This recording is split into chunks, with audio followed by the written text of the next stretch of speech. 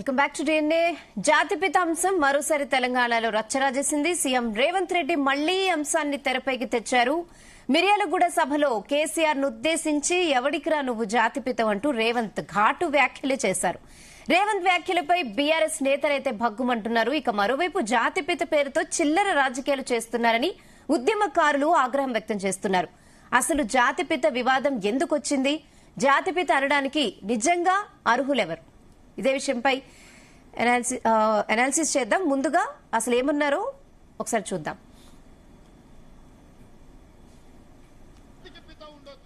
మాకు మా నల్గొండకో లేకపోతే మా పాలమూరుకు నీ జాతితో ఏం పని? మా జాతిపితకు నోటీస్ ఇస్తారని. ఎవరికిరా నువ్వు జాతిపితవు? ఎవడు నీ జాతి? వినోదరావు నీ జాత? ఎర్రబల్లి దయాకరావు నీ జాత? కుక్కడపల్లి కృష్ణారావు గారు నీ జాత? లేకపోతే తన్నీరు హరీష్ రావు గారు నీ జాత? నీ జాతికి పిత ఉండొచ్చు, మాకు మా నల్గొండకో లేకపోతే మా పాలమూరుకు నీ జాతితో ఏం పని? మా జాతిపితకు నోటీస్ ఇస్తారని. ఎవరికిరా నువ్వు జాతిపితవు? ఎవడు నీ జాతి? వినోదరావు నీ జాత? ఎర్రబల్లి దయాకరావు నీ జాత? కుక్కడపల్లి కృష్ణారావు గారు నీ జాత? లేకపోతే తన్నీరు హరీష్ రావు గారు నీ జాత? నీ జాతికి పిత ఉండొచ్చు, మాకు మా నల్గొండకో లేకపోతే మా పాలమూరుకు. సో రేవంత్ రెడ్డి కామెంట్స్ విన్నారు. ఇప్పుడు రేవంత్ రెడ్డి ఏజ్ ఎంత? 56 సంవత్సరాలు. కేసీఆర్ ఏజ్ ఎంత? 72, 73 ఇయర్స్, 72 సంవత్సరాలు. 17 సంవత్సరాలు పెద్ద. ఎవరికి రా నువ్వు జాతి, ఎవరికి రా అని అనొచ్చా? 17 సంవత్సరాలు పెద్ద కదా. పాలిటిక్స్ లో మీరు రేవంత్ రెడ్డి గారు మీరు 2007లో తొలిసారి జడ్పీటీసీ గెలిచారు. సరే, మీరు ప్రజలు ఎన్నుకున్నారు కాబట్టి 16 సంవత్సరాలు మీరు ముఖ్యమంత్రి అయినారు. ఆయన 1978 నుంచి పాలిటిక్స్ లో ఉన్నారు, కాంగ్రెస్ పార్టీలో ఉన్నారు. మీకంటే చాలా సీనియర్, కాంగ్రెస్ పార్టీలో 30 సంవత్సరాలు సీనియర్. ఎవరికి రా నువ్వు జాతిపిత అని మున్సిపల్ ఎన్నికల ప్రచారంలో మిర్యాలగూడలో అంటే అది ఎంత మేరకు యాక్సెప్టబుల్ కాంగ్రెస్ పార్టీ వాళ్ళు ఆలోచించుకోవాలి. కేటీఆర్ తిట్టాడు, వాళ్ళు తిట్టారు అనే బదులు ఇదివరకోసారి తొండలు లాగులేసి కొడతా, మెడలో పేగులేసి కొడతా ఇట్లా అన్నారు కదా. ఏం మెసేజ్ పంపిస్తున్నారు రాష్ట్ర ముఖ్యమంత్రిగా? కేసీఆర్ బూతులు తిట్టలేదంటే ఆయన కూడా తిట్టాడు. కిషన్ రెడ్డిని రండా అన్నాడు, సన్నాసులు, దద్దమ్మలు, చెవటలు అన్నారు. కానీ రాని తనకంటే ఎక్కువ ఏజ్ ఉన్న వాళ్ళని అనడం, అందులో 17 సంవత్సరాలు, 2-3 సంవత్సరాలు కూడా కాదు, 17 సంవత్సరాలు పెద్ద ఉన్న వ్యక్తిని ఎవరికి రా నువ్వు జాతిపితం అంటే, ఇప్పుడు మళ్ళా రేపు కేటీఆర్ తిడతాడు, హరీష్ రావు తిడతాడు, మళ్ళీ టీఆర్ఎస్ వాళ్ళు తిడతారు. సేమ్ ఈ తిట్ల పురాణం నడుస్తుంది. ఇదే తిట్లు తిడితే, సరే బూతులు తిట్టలేదు, ఇదే తిట్లు తిడితే అక్కడ అంబటి రాంబాబు ఇంటి మీద టీడీపీ వాళ్ళు దాడి చేశారు. తెలంగాణలో ఇంకా అదృష్టం దాడుల కల్చర్ లేదు. తిట్ల తిడితే మళ్ళా రివర్స్ లో తిట్ల కల్చర్ ఉంది. ఇది నిజంగా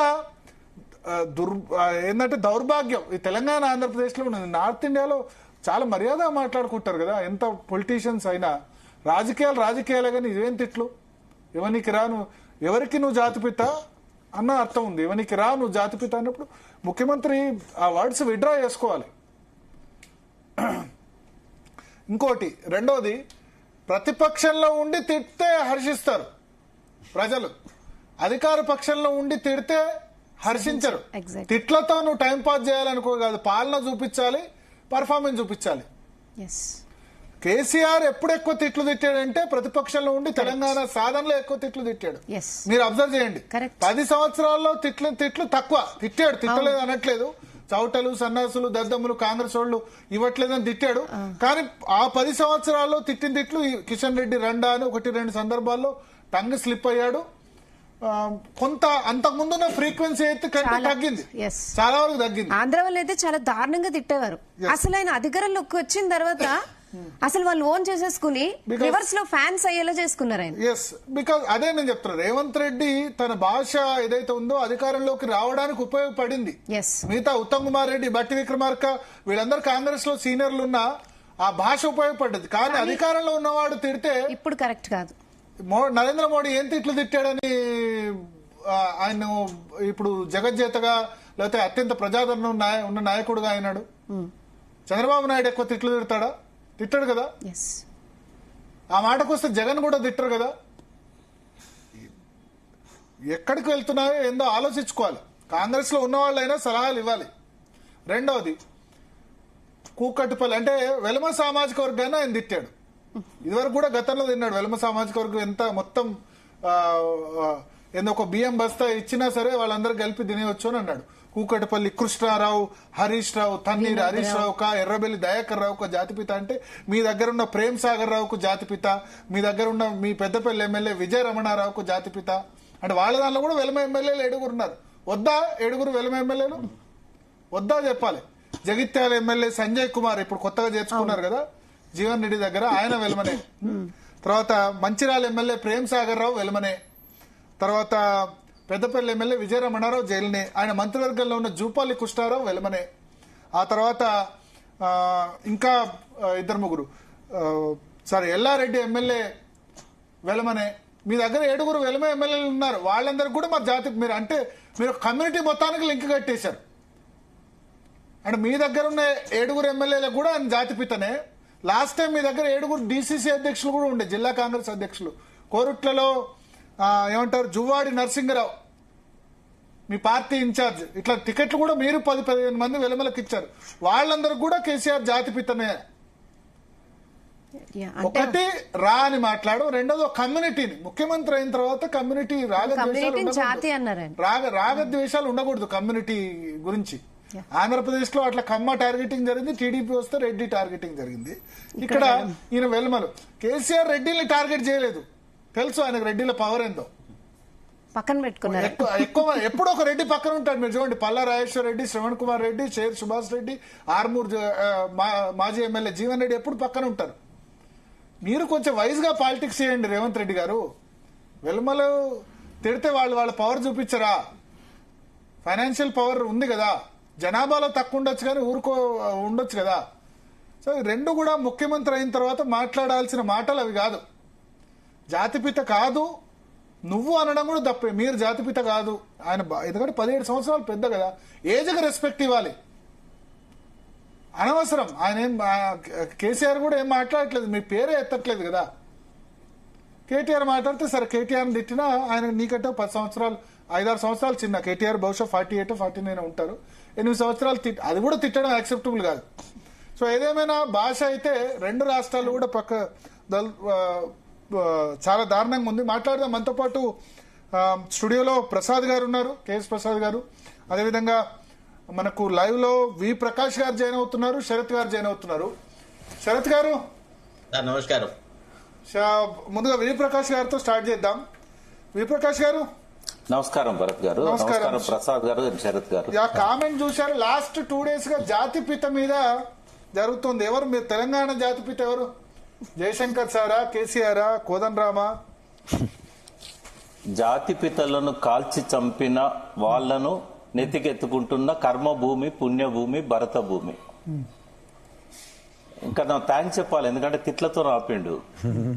ఆయన మీద గన్ను పట్టుకొని పోలేదు, తెలంగాణ ఉద్యమకారుల మీద గన్ను పట్టుకొని పోయినట్టు. మళ్ళొక నాదురాం గాడ్సే అయ్యేవాడు రేవంత్ రెడ్డి ఒకవేళ కనుక గన్ను తీసుంటే. సరే, ఏదైనా కూడా జాతిపిత మీద మీరు చర్చ చేపట్టినందుకు అభినందనలు.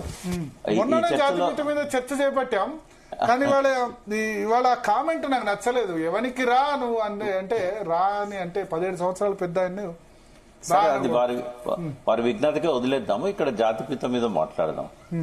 ప్యానెల్లో వీళ్ళే 2 ఉంటే నేను కంటిన్యూ అవుతాను భరత్ గారు, ఏ పార్టీ వాళ్ళు రాకపోతే. పార్టీ వాళ్ళు వస్తారు, కొద్దిసేపటి తర్వాత వస్తారు. లేదు, ప్రసాద్ గారు, శరద్ గారు ఉన్నప్పుడు నేను ఉంటాను. తర్వాత నాకు ఇష్టమైన 2 వ్యక్తులు. ఒక్కటే నిమిషం నేను కూడా ఒక నిర్ణయం తీసుకున్నాను సార్. ఎందుకంటే నేను మై రిక్వెస్ట్ విత్ భరత్ గారు ఏంటంటే, ఒకళ్ళు మాట్లాడేటప్పుడు మిగతా వాళ్ళ మైకులు మీరు కావాలంటే మ్యూట్ చేయండి. మన దానిలో మాక్సిమం 90% అది అవాయిడ్ చేస్తాం. ఎందుకంటే మనము డిబేట్ యొక్క లెవెల్ ని తెలంగాణ పాలిటిక్స్ స్థాయికి, ఆంధ్ర పాలిటిక్స్ స్థాయికి దిగజార్చొద్దు. ఎందుకంటే కొంత విజ్ఞత గల వాళ్ళు వచ్చి మాట్లాడేటప్పుడు ఎవరు ఏం చెప్పదలుచుకుంటే అది వాళ్ళు చెప్పొచ్చు. చెప్పిన తర్వాత కావాలంటే మా మాటలు వాళ్ళు ఖండించాలని వాళ్ళ ఇష్టం. కానీ దయచేసి ఆ ఒక్క ప్రిన్సిపల్ మాత్రం మీరు మీ పీసీఓకి వాళ్ళకి చెప్పేసి అది ఆలోచించినట్టు చేయండి సార్. Thank you. ప్రకాష్ గారు, ఇది ఫాదర్ ఆఫ్ ది నేషన్ అనే కాన్సెప్ట్ అనేది జార్జ్ వాషింగ్టన్ నుంచి స్టార్ట్ అయిందండి. అంటే ఆయన ఫాదర్ ఆఫ్ నేషన్ అనలేదు, ఆయన ఫాదర్ ఆఫ్ హిజ్ కంట్రీ అన్నారు. ఆ తర్వాత నెక్స్ట్ గాంధీకి ఫాదర్ ఆఫ్ నేషన్ ఎవరిచ్చారని చెప్పి ఒక 10th క్లాస్ అమ్మాయి ఆర్టీఐ ద్వారా హోమ్ మినిస్టర్ని అడిగితే వాళ్ళు రికార్డ్స్ అన్ని వెతికి ఎవరం ఇయ్యలేదు, గవర్నమెంట్ ఆనర్ చేయలేదు అన్నారు. రికార్డ్స్ లలో లేకపోయినా కూడా ఫస్ట్ అన్నది సుభాష్ చంద్రబోస్ గారు. 1944 జూలై 6 నాడు ఆయన ఒక ఆజాద్ హింద్ ఫౌజ్ రేడియోలో మాట్లాడుతూ ఫాదర్ ఆఫ్ నేషన్ అని చెప్పి ఫస్ట్ టైం గాంధీ గారిని అన్నారు. ఆయన ఏమన్నారంటే, ఒకవేళ మీరన్న శాంతియుత ఉద్యమం ద్వారా బ్రిటిష్ వాళ్ళది క్విట్ ఇండియా పోరాటం ద్వారా మీకు దేశం సాధించినట్టయితే, మీరు స్వతంత్రం సాధించినట్టయితే మీకు అభినందనలు, ముందుగా సంతోషపడే వాళ్ళం మేమే అని చెప్పి అంటూ, ఒకవేళ మీరు తేలేకపోతే ఆజాద్ హింద్ ఫౌజ్ ను ఆశీర్వదించండి అని చెప్పి ఆయన first time father of nation అనే పదాన్ని గాంధీకి ఆపాదించారు. తర్వాత మళ్ళీ గాంధీ చనిపోయేదాకా కూడా ఎవరు ఫాదర్ ఆఫ్ నేషన్ అని ఆయనను పిలవలేదు.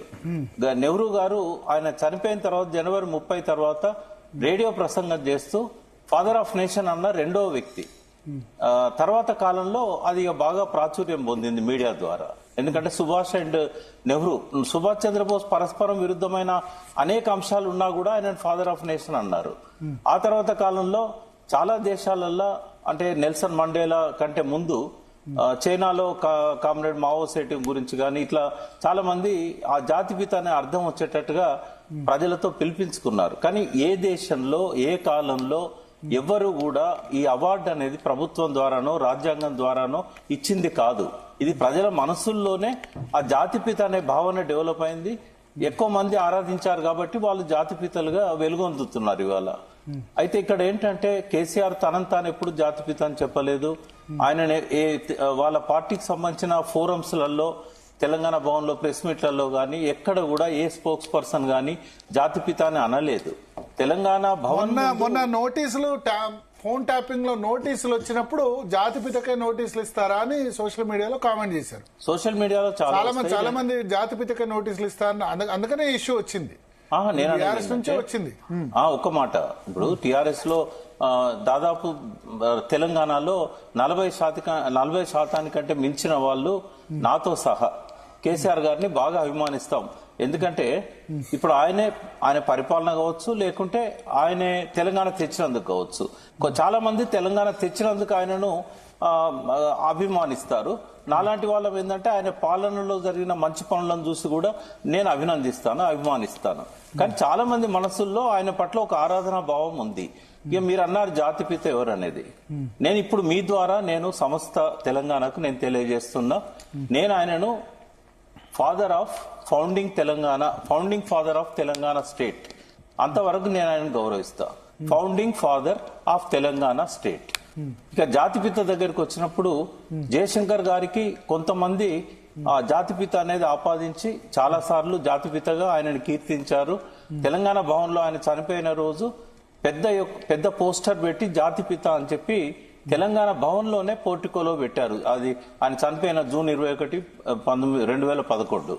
దాన్ని ఎవరు కూడా తీసేయమని చెప్పలేదు. ఆ రోజు నుంచి ఈ రోజు దాకా తెలంగాణ అభిమానులు జాతిపితగా కొంతమంది జయశంకర్ సార్ని అభిమానిస్తారు, కొంతమంది కాళోజీ నారాయణరావు గారిని అభిమానిస్తారు, కొంతమంది కేవీ రంగారెడ్డి గారినే జాతిపిత అన్న సందర్భాలు ఉన్నాయి, కొంతమంది వరంగల్లో భూపతి కృష్ణమూర్తి గారిని జాతిపిత అన్నారు. ఇక్కడ ఏంటంటే ప్రజల మనస్సుల్లో ఎవరికి వాళ్ళని జాతిపితంగా గౌరవించుకుంటున్నారు.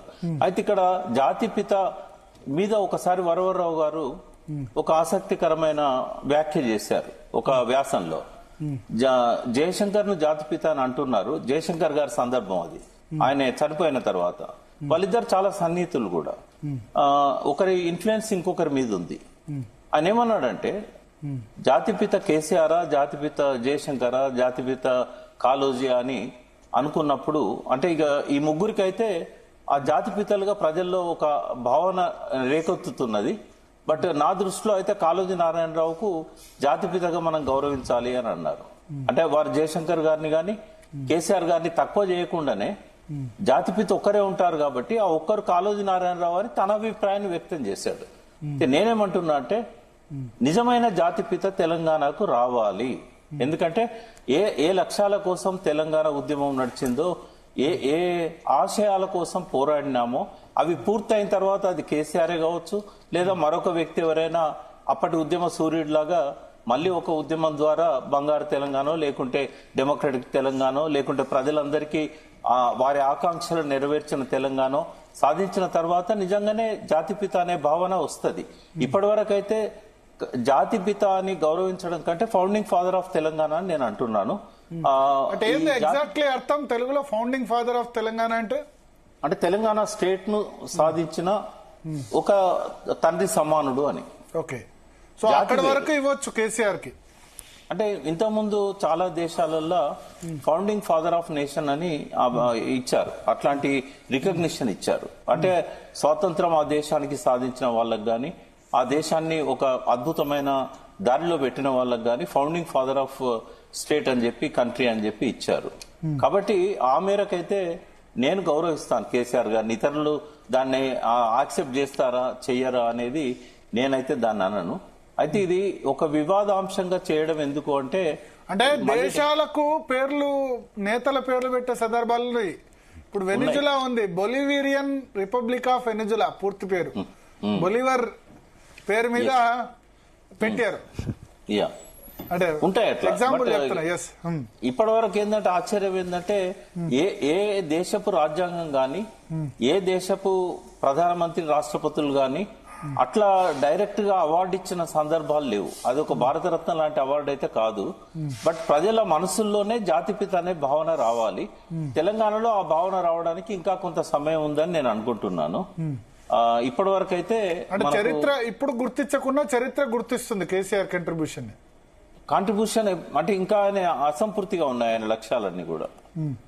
అవన్నీ సంపూర్తి అయినప్పుడు డెఫినెట్ గా ఆయనే అవుతాడు కావచ్చు. ఎందుకంటే ఇప్పటి వరకు ఏంటంటే ఆయన తెలంగాణ సాధించిన వ్యక్తిగా ప్రజల్లో ఎక్కువ మంది ఆరాధిస్తారు. ఒక 10 ఏళ్ల పాలనలో మాలాంటి వాళ్ళం ఇంకొంచెం లోతుగా అధ్యయనం చేసినప్పుడు ఈయనలాగా ఇంకెవరు చేయలేదు కదా అనే ఒక భావన అయితే ఉన్నది. బట్ ఇంకా కొంత సమయం తీసుకోవాలి. కానీ వాళ్ళ అభిమానులు గాని వాళ్ళని అనుసరించేవారు గాని వారి పార్టీ కార్యకర్తలు గాని వారిని జాతిపిత అని అంటే తప్పు పట్టాల్సిన అవసరం లేదు ఎవరికి. ఎందుకంటే వాళ్ళ మనసుల్లో ఆయనే ఉన్నాడు కాబట్టి ఎందుకు తప్పు పట్టాలి, ఇంకొకరి సెంటిమెంట్ ఎందుకు అగౌరవపరచాలి, అంత ఆవేశం ఎందుకు, అంత కోపం ఎందుకు, అంత ఈర్ష్యా ద్వేషాలు ఎందుకు, ఇవన్నీ కూడా ఆలోచించుకోవాలి. పెద్ద ఇప్పుడు హార్వర్డ్ యూనివర్సిటీ పరువు తీసినట్టు అనిపించింది. ఎందుకంటే సరే ఈయన హార్వర్డ్ పోయాడు, సర్టిఫికేట్ కోర్స్ చేస్తాడు, కొంచెం క్రమశిక్షణ నేర్చుకుంటాడు, నోటి శుద్ధి ఉంటదేమో. ఎందుకంటే హార్వర్డ్ పోయొచ్చిన తర్వాత కూడా ఇట్లే ఉంటాడు ఈ మనిషి అని ఎవరు అనుకోరు. ఎందుకంటే 10 రోజులు అక్కడ మరి పొద్దున 7 గంటల నుంచి రాత్రి 7 గంటల దాకా అవపోసన బట్టి పెద్ద ప్రొఫెసర్లు ప్రపంచ దేశాల నుంచి వచ్చిన వాళ్ళు, ఒకే ఒక్క చీఫ్ మినిస్టర్ ఈ దేశం నుంచి పోయిన వ్యక్తి కొంచెమన్నా మారుతాడని నేను కొద్దిగా ఆశించాను. బహుశా అది నా తప్పేనేమో. ఎందుకంటే ఏ యూనివర్సిటీలు కూడా మనం మారాలనుకుంటే తప్ప అవి ఉపయోగపడతాయి, మనల్ని మారుస్తాయి. కానీ మేము మారము, నేను ఇట్లాగే ఉంటాను అంటే ఏ వ్యవస్థ కూడా ఆయనను మార్చలేదు. శరత్ గారు ఇవాళ కామెంట్స్ మీద ఏమంటారు? సరే జాతిపిత మీద మొన్న మీ ఒపీనియన్ చెప్పారు, మళ్ళీ రెండోసారి ఒక వెల్మా సామాజిక వర్గ వాళ్ళందరూ పేర్లు తీసుకున్నారు. సార్ మీరు గుర్తుండే ఉంటది, ఒక 3-4 డేస్ బ్యాక్ నేను మీకు ఈ విషయం చాలా ప్రస్ఫుటంగా చెప్పినాను. రేవంత్ రెడ్డి వెల్మ కులాన్ని టార్గెట్ చేస్తున్నాడు, వాళ్ళని పూర్తిగా గీసి పిప్పు చేయాలన్న ప్రయత్నం చేస్తున్నాడు, పూర్తిగా రాష్ట్ర ప్రభుత్వాన్ని వెల్మ కులాలకు వ్యతిరేకంగా చేస్తున్నాడు. ఇది తప్పు. వెల్మ కులాల్లో చాలా మంది మంచి వాళ్ళు ఉన్నారు. ఇది రకరకాలుగా ఉంటది. కులతత్వం ఇంతగా ఒక ముఖ్యమంత్రి స్థాయి వ్యక్తికి ఉండడం సరిపడదు అనేటువంటి మాట నేను మాట్లాడినాను. ఆ రోజు రమణారావు గారు కూడా ఉన్నారు, ప్రసాద్ గారు కూడా ఉన్నారు ఆ రోజు. I think he was also present. అయితే ఇప్పుడు ప్రకాష్ గారు ఏదైతే టాపిక్ తీస్తున్నారో జాతిపిత అనేది, ఇతన్ని ఎవరిని జార్జ్ వాషింగ్టన్ ని ది ఫౌండింగ్ ఫాదర్ అని అంటారు. అంటే ఎట్లా కాలనీస్ ఎప్పుడైతే మనకి if you read the biography or the of Alexander Hamilton, అంటే he was the commerce minister and George Washington, అతను రాసిన తన బయోగ్రఫీ కనుక చదివితే the contribution of George Washington అనేది చాలా బహుళంగా, అంటే చాలా చాలా ప్రస్ఫుటంగా ఉంటది. జార్జ్ వాషింగ్టన్ మనస్తత్వము, స్వభావము, అతను బ్రిటిష్ దీంట్లో ఉన్న వ్యక్తి, నేటివిటీ ఉన్న వ్యక్తి. తల్లి ఒకళ్ళు తండ్రి ఒకళ్ళు అట్లా రకరకాలుగా. తర్వాత జార్జ్ వాషింగ్టన్ కి ఎందుకు ఫౌండింగ్ ఫాదర్ అని అన్నారు అంటే 2 పర్యాయాల తర్వాత 3వ పర్యాయానికి నేను అర్హుడిని కాదు, నాకంటే యోగ్యులు, నాకంటే మేధావులు, నాకంటే జాతిని ఉద్ధరించే వాళ్ళు ఉన్నారు అని ఒక సాక్రిఫైసింగ్ నేచర్ తోని అమెరికన్ ప్రెసిడెంట్లందరికీ 2 పర్యాయాలు మాత్రమే అధ్యక్ష పదవి స్థానం సంక్రమించేలాగా అక్కడ ఒక సాంప్రదాయాన్ని స్టార్ట్ చేసినటువంటి వ్యక్తి జార్జ్ వాషింగ్టన్. అయితే ఈ ఫౌండింగ్ ఫాదర్ అనేటువంటి కాన్సెప్ట్ లో ది నేచర్ ఆఫ్ సాక్రిఫైస్ ని కన్సిడర్ చేస్తారు. అంటే ఒక మనిషి త్యాగశీలత అనే దాన్ని బట్టి ఎవరికైనా గానీ జాతిపిత అనే మాటలు మనం మాట్లాడచ్చు. ఇప్పుడు గాంధీజీ గారికి మనం సపోజ్ జాతిపిత అని అంటే వారు స్వతంత్ర భారతదేశంలో ఏ పదవిని యాక్సెప్ట్ చేయలేదు, ఏది ఆశించి ఏ ఉద్యమం చేయలేదు, ఎక్కడ కూడా తన స్వార్థ ప్రయోజనాలకు ప్రభుత్వాన్ని గాని పాలనను గాని తనకున్న ఇన్ఫ్లుయెన్స్ గాని వాడుకున్న వ్యక్తి కాదు. అయితే కేసీఆర్ విషయంలో తెలంగాణ ఉద్యమానికి ఎప్పటి నుంచో ఉన్నటువంటి ఒక ఆకాంక్షకు ఒక స్వరూపం తీసుకువచ్చి కార్యాచరణ సాధించి అవసరమైన వాళ్ళందరినీ, తనకంటే పెద్దవాళ్ళను, చిన్నవాళ్లను, తనతోటి వాళ్లను, రకరకాల రాజకీయ పార్టీలను ఒక పర్టికులర్ వేదికకు తీసుకొచ్చి తెలంగాణ సాకారం చేయడంలో కేసీఆర్ యొక్క కృషిని ఎవ్వరూ కాదనలేరు. అట్ ద సేమ్ టైం మనం ఎప్పుడు కూడా కేసీఆర్ తన అడగలేదు, మనం కూడా అవసరం ఉన్నా లేకున్నా కేసీఆర్ ను జాతిపిత అది ఇది అని అనలేదు. ఇప్పుడు రేవంత్ రెడ్డికి ఏంది అంటే తెలంగాణ ప్రజలు ఎక్కడైనా లేదా తెలంగాణ నాయకులు భవిష్యత్తులో ఎప్పుడైనా కేసీఆర్ ను జాతిపిత అని భావిస్తారేమో అనేటువంటి ఒక అపోహతోనే అసలు ఇప్పటి వరకు ఎవరు డిక్లేర్ చేయలేదు. అసలు తెలంగాణ జాతిపిత ప్రొఫెసర్ జయశంకర్ గారా, కాళోజీ నారాయణ గారా, లేకపోతే కేసీఆర్ గారా అనే దాని మీద ఒక చర్చ అంటూ ఏది జరగలేదు. అసలు ఆ టాపికే రాలేదు ఎక్కడ కూడా. అయితే తెలంగాణ సాధకుడుగా మాత్రం కేసీఆర్ కి ఒక ఎనలేని గౌరవ భావం తెలంగాణ ప్రజల్లో ఉన్నమాట వాస్తవం. అయితే ఇక్కడ ఇంకొక సమస్య భరత్ గారు, ఇప్పుడు మీ చర్చలలో మనం మాట్లాడుతున్నప్పుడు మనం రాజకీయాలకు అతీతంగా ఒక నిష్పక్షపాతమైన విశ్లేషణ చేసేటువంటి ఉద్దేశంలో కొన్ని సందర్భాల్లో కేసీఆర్ యొక్క ఆలోచన విధానాన్ని విమర్శించిన సందర్భాలున్నాయి, కొన్ని సందర్భాల్లో ఆయన చేసినటువంటి చర్యలను సమర్థించినటువంటి సందర్భాలు కూడా ఉన్నాయి. అయితే ఒక పాలకుడు కొంతకాలం పరిపాలించి తన పాలన ముగించిన తర్వాత ఆయన పాలన మీద గుణగణాల విశ్లేషణ జరిగేటప్పుడు ఏ విశ్లేషకుడికైనా మంచి చెడ్డల గురించి మాట్లాడేటువంటి అవకాశం దొరుకుతుందండి. ఇప్పుడు రేవంత్ రెడ్డి పాలన మొదలెట్టి ఖాళీ 2 సంవత్సరాలైంది. ఈ 2 సంవత్సరాల పాలనలో మరి ప్రజాహితం ఏమైనా జరిగిందా, లేకపోతే గత ప్రభుత్వం అమలు చేస్తున్నటువంటి సంక్షేమ కార్యక్రమాలు ఏదైనా అవలంబించగలిగారా, లేకపోతే తనకంటూ తన పేరు మీద ఒక ఫ్లాగ్షిప్ ప్రోగ్రామ్ అనేది ఒకటి ఉందా? ఇప్పుడు for example KCR ration cards, free bus, ration cards ఎవరో ఫ్రీ బస్సు, రేషన్ కార్డ్స్, సన్నబియ్యం ఫ్లాగ్షిప్ ప్రోగ్రామే కదా. ఒక్క విషయం ప్లీజ్, నాకు మిగతా స్కీమ్స్ ఏవో కానీ రేవంత్ రెడ్డి పెట్టిన దానిలో సన్నబియ్యం మాత్రం కరెక్ట్. ఎందుకంటే ఆ బియ్యం పిండిగిరిలోకి పోతున్నది అనవసరంగా. ఇచ్చేది 20 రూపాయలు సెంట్రల్ గవర్నమెంట్ సబ్సిడీ ఇస్తుంది, అంత ఖర్చు పెట్టిన దానికి ఈయన ఒక 5-6 రూపాయలు యాడ్ చేసి అట్లీస్ట్ ఆ బియ్యం తింటున్నారు, సన్న బియ్యం. సార్ ఒక నిమిషం, ఇక్కడ ఇప్పుడు ఎవరు దొడ్డు బియ్యం తింటలేరు. సన్న బియ్యం పథకాన్ని మాత్రం రేవంత్ రెడ్డి క్రెడిట్ ఇవ్వాల్సిందే. ఇందిరమ్మ ఇల్లు కూడా, ఎందుకంటే కేసీఆర్ టీఆర్ఎస్ డబుల్ బెడ్రూమ్ ఇల్లు కట్టిస్తా అని సంవత్సరాల తరబడి కట్టలేదు, చేయలేదు, కానీ ఇందిరమ్మ ఇల్లు శాంక్షన్ చేశారు. ఈ రెండింటికైతే రేవంత్ రెడ్డి ప్రభుత్వం ఫ్రీ బస్ అంటేనే ఒప్పుకోనిగా. సార్ ఇప్పుడు అర్హత గల విషయాలలో రేవంత్ రెడ్డికి క్రెడిట్ ఇస్తే మనకు అభ్యంతరం లేదు. రేవంత్ రెడ్డితో వ్యక్తిగతమైనటువంటి విభేదాలు ఏవి లేవు. కానీ పదే కేసీఆర్ ని ఒక అంశంగా చేసి తన పరిపాలనా వైఫల్యాలను కప్పుపుచ్చుకోవడానికి, తన అసమర్థ పాలనను ప్రజలు గమనించకుండా ఉండడానికి ఎప్పుడు రాజకీయ రణక్షేత్రాన్ని ఒక రాచుకునే అగ్గిలాగా మార్చడము, అసలు యాక్చువల్లీ ఏం పోలిక సార్ కేసీఆర్ కు రేవంత్ రెడ్డికి? రేవంత్ రెడ్డి ఒక రాజకీయ కుబ్జా, ఈజ్ ఎ పొలిటికల్ లిల్లిపుటన్. ఆయనకి ఒక ఆలోచన లేదు. అంటే లిల్లిపుట్ అయినా ప్రజలు యాక్సెప్ట్ చేసిన తర్వాత ముఖ్యమంత్రి ప్రజలు యాక్సెప్ట్ చేయలేదు, ఆయన లిఫాఫా ముఖ్యమంత్రి. దయచేసి ప్లీజ్, ప్రజలు రేవంత్ రెడ్డి నాయకత్వం చూసి కాంగ్రెస్ పార్టీకి ఓటేశారని నేను అంటా. సార్ మీకు చెప్తే దయచేసి కాదు. రేవంత్ రెడ్డి ఖర్చు పెట్టుకున్నారు, రేవంత్ రెడ్డి నాయకత్వం నడిచింది, ఆయన బహిరంగ సభలు, జనాలు అవన్నీ చూసి ఆయన చూసే కాంగ్రెస్ పార్టీకి ఓటేశారని నేను అనుకుంటున్నా. సార్ మీరు అనుకుంటే అనుకోండి, నా ఒపీనియన్ చెప్తాను, మీ ఒపీనియన్ అగ్రీ ఆర్ డిఫర్. నేను చెప్తాను, మీరు చెప్పారు కదా, దానికి నేను సమాధానం చెప్తాను. రేవంత్ రెడ్డి ఎక్కడ కూడా ఒక్కడుగా సభలు పెట్టలేదు. ప్రతి సభలో అయితే రాహుల్ గాంధీ గారు ఉన్నారు, ప్రియాంక గాంధీ గారు ఉన్నారు, సోనియా గాంధీ గారు ఉన్నారు. అయితే ఆనాడు తెలంగాణ ప్రభుత్వం, కేసీఆర్ నేతృత్వంలో ప్రభుత్వం విఫలమైంది. తెలంగాణ ఆశయాలను, తెలంగాణ ఆలోచనలు, తెలంగాణ యువతకు రావాల్సిన ఉద్యోగ అవకాశాలు, ఉపాధి అవకాశాలు అనేవి ఏవి లేవు. కుటుంబ పాలన తీసుకువచ్చినాడు, తర్వాత ఒక రకమైనటువంటి అవినీతి పాలన తీసుకువచ్చినాడు అన్న కోపంతో కాంగ్రెస్ పార్టీకి ఓటు వేసినారు. అది కూడా సోనియా గాంధీ ముఖం చూసేసి మాత్రమే ఓటు వేసినాడు. రాహుల్ గాంధీ గారు కూడా తన ఎన్నికల సభలు, అంటే మేము part and parcel of that campaign కాబట్టి నేను మీకు చెప్తున్నాను, ఎక్కడ కూడా రాహుల్ గాంధీ గారు ఒక గొప్ప ఆలోచన విధానాన్ని తీసుకొచ్చినారు. ఏమని, గతంలో ఇందిరాగాంధీ ఏవైతే బీదలకు భూములు పంచిపెట్టిందో అసైన్ ల్యాండ్స్, అవన్నీ అన్యాక్రాంతమైనవి. సమీకృత కలెక్టరేట్లు, సమీకృత పోలీస్ కమిషనరేట్లు, ఇట్లా రకరకాల వాటికి ప్రజలకు ఇచ్చినటువంటి, బీద జనాలకు ఇచ్చినటువంటి భూమిని తీసుకున్నారు.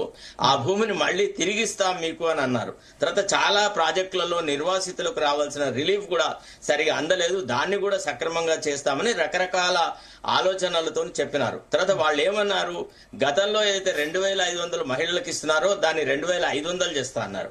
రైతు భరోసా, రైతు బంధు పథకాన్ని రైతు భరోసాగా మారుస్తున్నారు. నిరుద్యోగులకు నిరుద్యోగ భృతి, ఇట్లా రకరకాలైనటువంటి ఒక ప్రామిసెస్ చెప్పి, ఒక లిస్ట్ ఆఫ్ ప్రామిసెస్ చెప్తే కాంగ్రెస్ పార్టీకి ఓటు వేసినారు.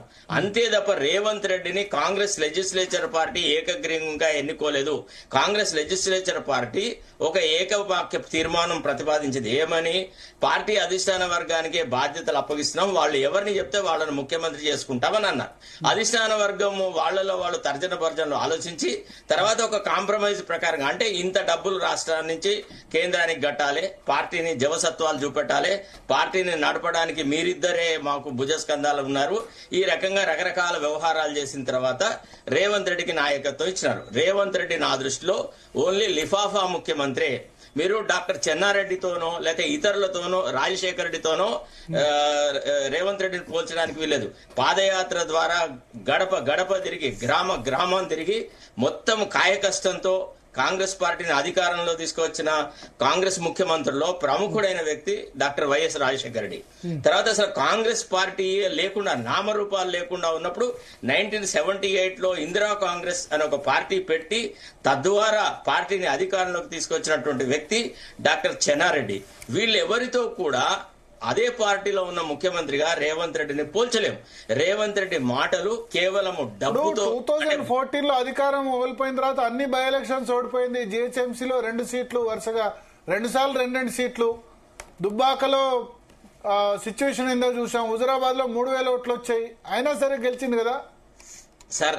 ఒక మీరు కంప్లీట్ చేయనియాలా అంటే, అఫ్ కోర్స్ సమ్వేర్ మీరు దాన్ని డయలాగ్ ని న్యూట్రల్ గా ఉంచడానికి కృషి చేస్తున్నట్టుగా నాకు కనపడ్డది. నేను అది అర్థం చేసుకోగలను. నాకేం రేవంత్ రెడ్డి మీద వ్యక్తిగతమైన ద్వేషం లేదు. కానీ రేవంత్ రెడ్డి మాటల ఒరవడి, సరళి ఎట్లా ఉంది అంటే, కేవలం డబ్బు మదంతో, కుల గజ్జితో, అహంకారంతో మాట్లాడే మాటలాగున్నాయి. ఒక ముఖ్యమంత్రి స్థాయి వ్యక్తిగా మాట్లాడిన మాటలు లేవు. నేను 1978 నుంచి, అంటే మాదైతే political family, I hail from a freedom fighters family. నేను చిన్నప్పటి నుంచి చూసినాను రాజకీయాల్లో.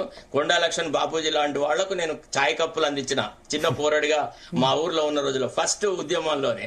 ఆ తర్వాత నేను ప్రెస్ కరెస్పాండెంట్ గా డాక్టర్ చెన్నారెడ్డిని, రాజశేఖర రెడ్డిని, చాలా మందిని కవర్ చేసిన, ఎంతో మంది ముఖ్యమంత్రిని కవర్ చేసిన అనుభవంతో నేను మీకు చెప్తున్నాను. ఏ ముఖ్యమంత్రి కూడా ఇంత దురహంకారంగా మాట్లాడలేదు. ఒక జాతిని, ఒక కులాన్ని టార్గెట్ చేసి వ్యవహారం చేయలేదు. అంటే నాకేదో కేసీఆర్ పట్ల సానుభూతి ఉందని కాదు, లేదా కేటీఆర్ కుటుంబ సభ్యుల మీద సానుభూతి లేదు, కేటీఆర్ కుటుంబ పాలనను నేను సమర్థించలేదు. ఇవన్నీ ఏవి చెయ్యలేకపోయినా కానీ రేవంత్ రెడ్డి పదే పదే అతను ఏదైతే కేసీఆర్ పట్ల వాడుతున్న భాష, మాట్లాడిన భాష మాత్రం అభ్యంతరకరమైంది. అంతేకాదు, నేను చెప్తున్నాను, రాజకీయాలలో రేవంత్ రెడ్డి ఎంత నీచమైన స్థాయికి పడిపోతాడంటే మీరు ఊహించలేనంత స్థాయికి పోతాడు. సార్, కొడంగల్లో ఓడిపోయిన తర్వాత ఏడ్చినాడు, మీకు తెలుసో తెలియదో గానీ హరీష్ రావు ఆయనను ఓదార్చినాడు రేవంత్ రెడ్డిని. తర్వాత రేవంత్ రెడ్డి ఏ గొప్ప ఎన్నికలు గెలిచాడండి రాష్ట్రంలో ఆయన వచ్చిన తర్వాత. నిన్నగాక మొన్న మజ్లిస్ యొక్క దయాలబ్దంతో వాళ్ళు జూబ్లీ హిల్స్ గెలిచినారు. మజ్లిస్ పార్టీ అభ్యర్థిని కాంగ్రెస్ పార్టీలోకి తెచ్చుకొని దత్తపుత్రుని పెట్టుకొని గెలిచిన గెలుపు, అదొక గెలుప.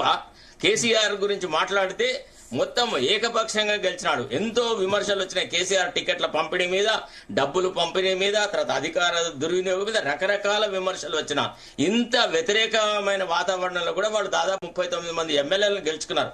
అట్లాంటి ఒక ప్రతిపక్ష నాయకుడి పట్ల. తర్వాత రెండోది, మనం ఇద్దరి ప్రవర్తనను గమనించినప్పుడు ఒక్కసారి కూడా రేవంత్ రెడ్డి పేరు ఉచ్చరించలేదు, రేవంత్ రెడ్డి ప్రభుత్వాన్ని విమర్శించే అటువంటి పని కేసీఆర్ చేయలేదు. చాలా చక్కగా హుందాగా తన ఫామ్ హౌస్ లోనే ఉంటున్నాడు. సరే, మీకు పరిపాలన ఇచ్చినారు ప్రభుత్వం, ప్రజలు మిమ్మల్ని అధికారంలోకి తీసుకొచ్చినారు, మీరు మంచి పరిపాలన చేసి ప్రజల హృదయాలను గెలుచుకోండి అనే ఒక అవకాశం ఇచ్చిన తర్వాత ఇప్పుడు మనం పక్కకున్న ఆంధ్ర రాష్ట్ర పాలిటిక్స్ చూద్దాం. ఫర్ ఎగ్జాంపుల్, జగన్ గెలిస్తే అసలు ప్రమాణ స్వీకారం కంటే ముందే రాజీనామా చేయమని మొదలెట్టాడు చంద్రబాబు నాయుడు. చంద్రబాబు నాయుడు పరిపాలన రాగానే రెండో రోజు నుంచే రచ్చ రామాయణం చేస్తున్నాడు జగన్. ఇప్పుడు ఆ రాజకీయాలకు ఈ రాజకీయాలకు చూస్తే అవసరం ఉన్నా లేకున్నా గుమ్మం మీద కుక్కలాగా బౌబౌ అని మురిగేది రేవంత్ రెడ్డి కేసీఆర్? మీరు ఒకసారి చెప్పండి. అవసరం ఉందా? సందర్భం ఉందా? ఈనాడు నీవు వాళ్ళ మున్సిపల్ ఎన్నికల సందర్భంలో ఎలక్షన్ క్యాంపెయిన్లో మాట్లాడుతున్నావు. నువ్వేం చెప్పాలి? 2 సంవత్సరాలు నీ పరిపాలనలో ప్రజాహితం ఏం జరిగింది? ప్రజలకు ఏం మేలు చేసినావు? మహిళలకు ఏం చేసినావు? లేదా వృద్ధులకు ఏం చేసినావు? నిరుద్యోగులకు ఏం చేసినావు? నీ పథకాలేంది? నీ ఎలక్షన్ మేనిఫెస్టో ఏంది? ఎన్ని మేనిఫెస్టో ప్రామిసెస్ నువ్వు ఫుల్ఫిల్ చేసినావు? ఎప్పుడు ఇస్తావు 2500? ఎప్పుడు ఇస్తావు రైతు భరోసా? నువ్వు మొన్నేమన్నాడు? సంక్రాంతి తర్వాత రైతు భరోసా ఇస్తా అన్నాడు, ఇవ్వలేదు. తర్వాత ఇంకొక పెద్ద ప్రమాదం ఏముందంటే, రేవంత్ రెడ్డి యొక్క మాటల సారాంశాన్ని డెప్త్ గా కనుక అర్థం చేసుకోలేకపోతే, ఇప్పుడు ఈ ఎన్నికలలో కనుక ఒకవేళ మున్సిపల్ ఎన్నికల్లో కాంగ్రెస్ పార్టీకి మెజారిటీ స్థానాలు వస్తే రైతు బంధు అనే దాన్ని పూర్తిగా నామరూపాలు లేకుండా పొందబెడతాడు. ఎందుకు? రేవంత్ రెడ్డి మనసులో ఒక కోపం ఏముందంటే, ఎప్పుడు రైతుల పక్షపాతి అని కేసీఆర్ కు పేరుంది, రైతులను సామాన్య సన్న చిన్నకారు రైతులను ఆదుకోవడం ద్వారా, రైతు బంధు ఇవ్వడం ద్వారా వాళ్ళ హృదయాల్లో ఆయనకు పర్మనెంట్ స్థానం వచ్చింది. సో ఆయన స్థానాన్ని తొలగించాలని అంటే రైతు బంధు స్థానంలో కూడా రైతు రుణమాఫీ అని తీసుకువచ్చేసేసి అసలు కేసీఆర్ యొక్క నామరూపాలు లేకుండా చేస్తా అని పదే పదే రేవంత్ రెడ్డి చేస్తున్న మాటల ఒరవడిలోనే ఈనాడు రేవంత్ రెడ్డి ఈ మాటలు మాట్లాడాడు. అయితే కాంగ్రెస్ పార్టీ ఒక 140 సంవత్సరాల చరిత్ర. ఒక్కసారి ప్రసాద్ గారి విషయం తీసుకుందాం. ఒక్కటే నిమిషం, ఒకటే సెకండ్ కంప్లీట్ చేస్తారు. 1 sentence I complete. Congress party ఇన్ని సంవత్సరాల రాజకీయ చరిత్ర, ఇన్ని సంవత్సరాల రాజకీయ అనుభవం ఉన్నటువంటి పార్టీలో ఇట్లా ప్రతిపక్షాలను పదే పదే ఈ రకంగా మాట్లాడడం, జాతిపిత ఎవడు ఏంటిది అని ఇట్లా అనడం ఒక రకంగా ఉద్యమకారులను కూడా అవమానపరచడమే. రేవంత్ రెడ్డి యొక్క ఆలోచనలను, భాషను ఏ మాత్రం తెలివిగలవాడు యాక్సెప్ట్ చేయడు. ఇది రాజకీయ పరిభాష కాదు, ఇది ఎలక్షన్ క్యాంపెయిన్ కాదు. డెఫినెట్లీ తెలంగాణ ప్రజలు చైతన్యం గలవాడు. ఈ మున్సిపల్ ఎలక్షన్లలో కూడా రేవంత్ రెడ్డి యొక్క ఆలోచన సరళికి సరైన తీర్పిస్తారనేది నా నమ్మకం సార్. ప్రసాద్ గారు చూసారు కదా కామెంట్స్. భరత్ గారు, ముందుగా జీటీవీ ప్రేక్షకులకు నమస్కారం.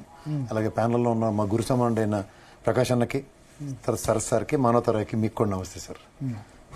అంటే పెద్దలు ఒక విశ్లేషణ చాలా బాగా చేశారు ప్రకాష్ సార్.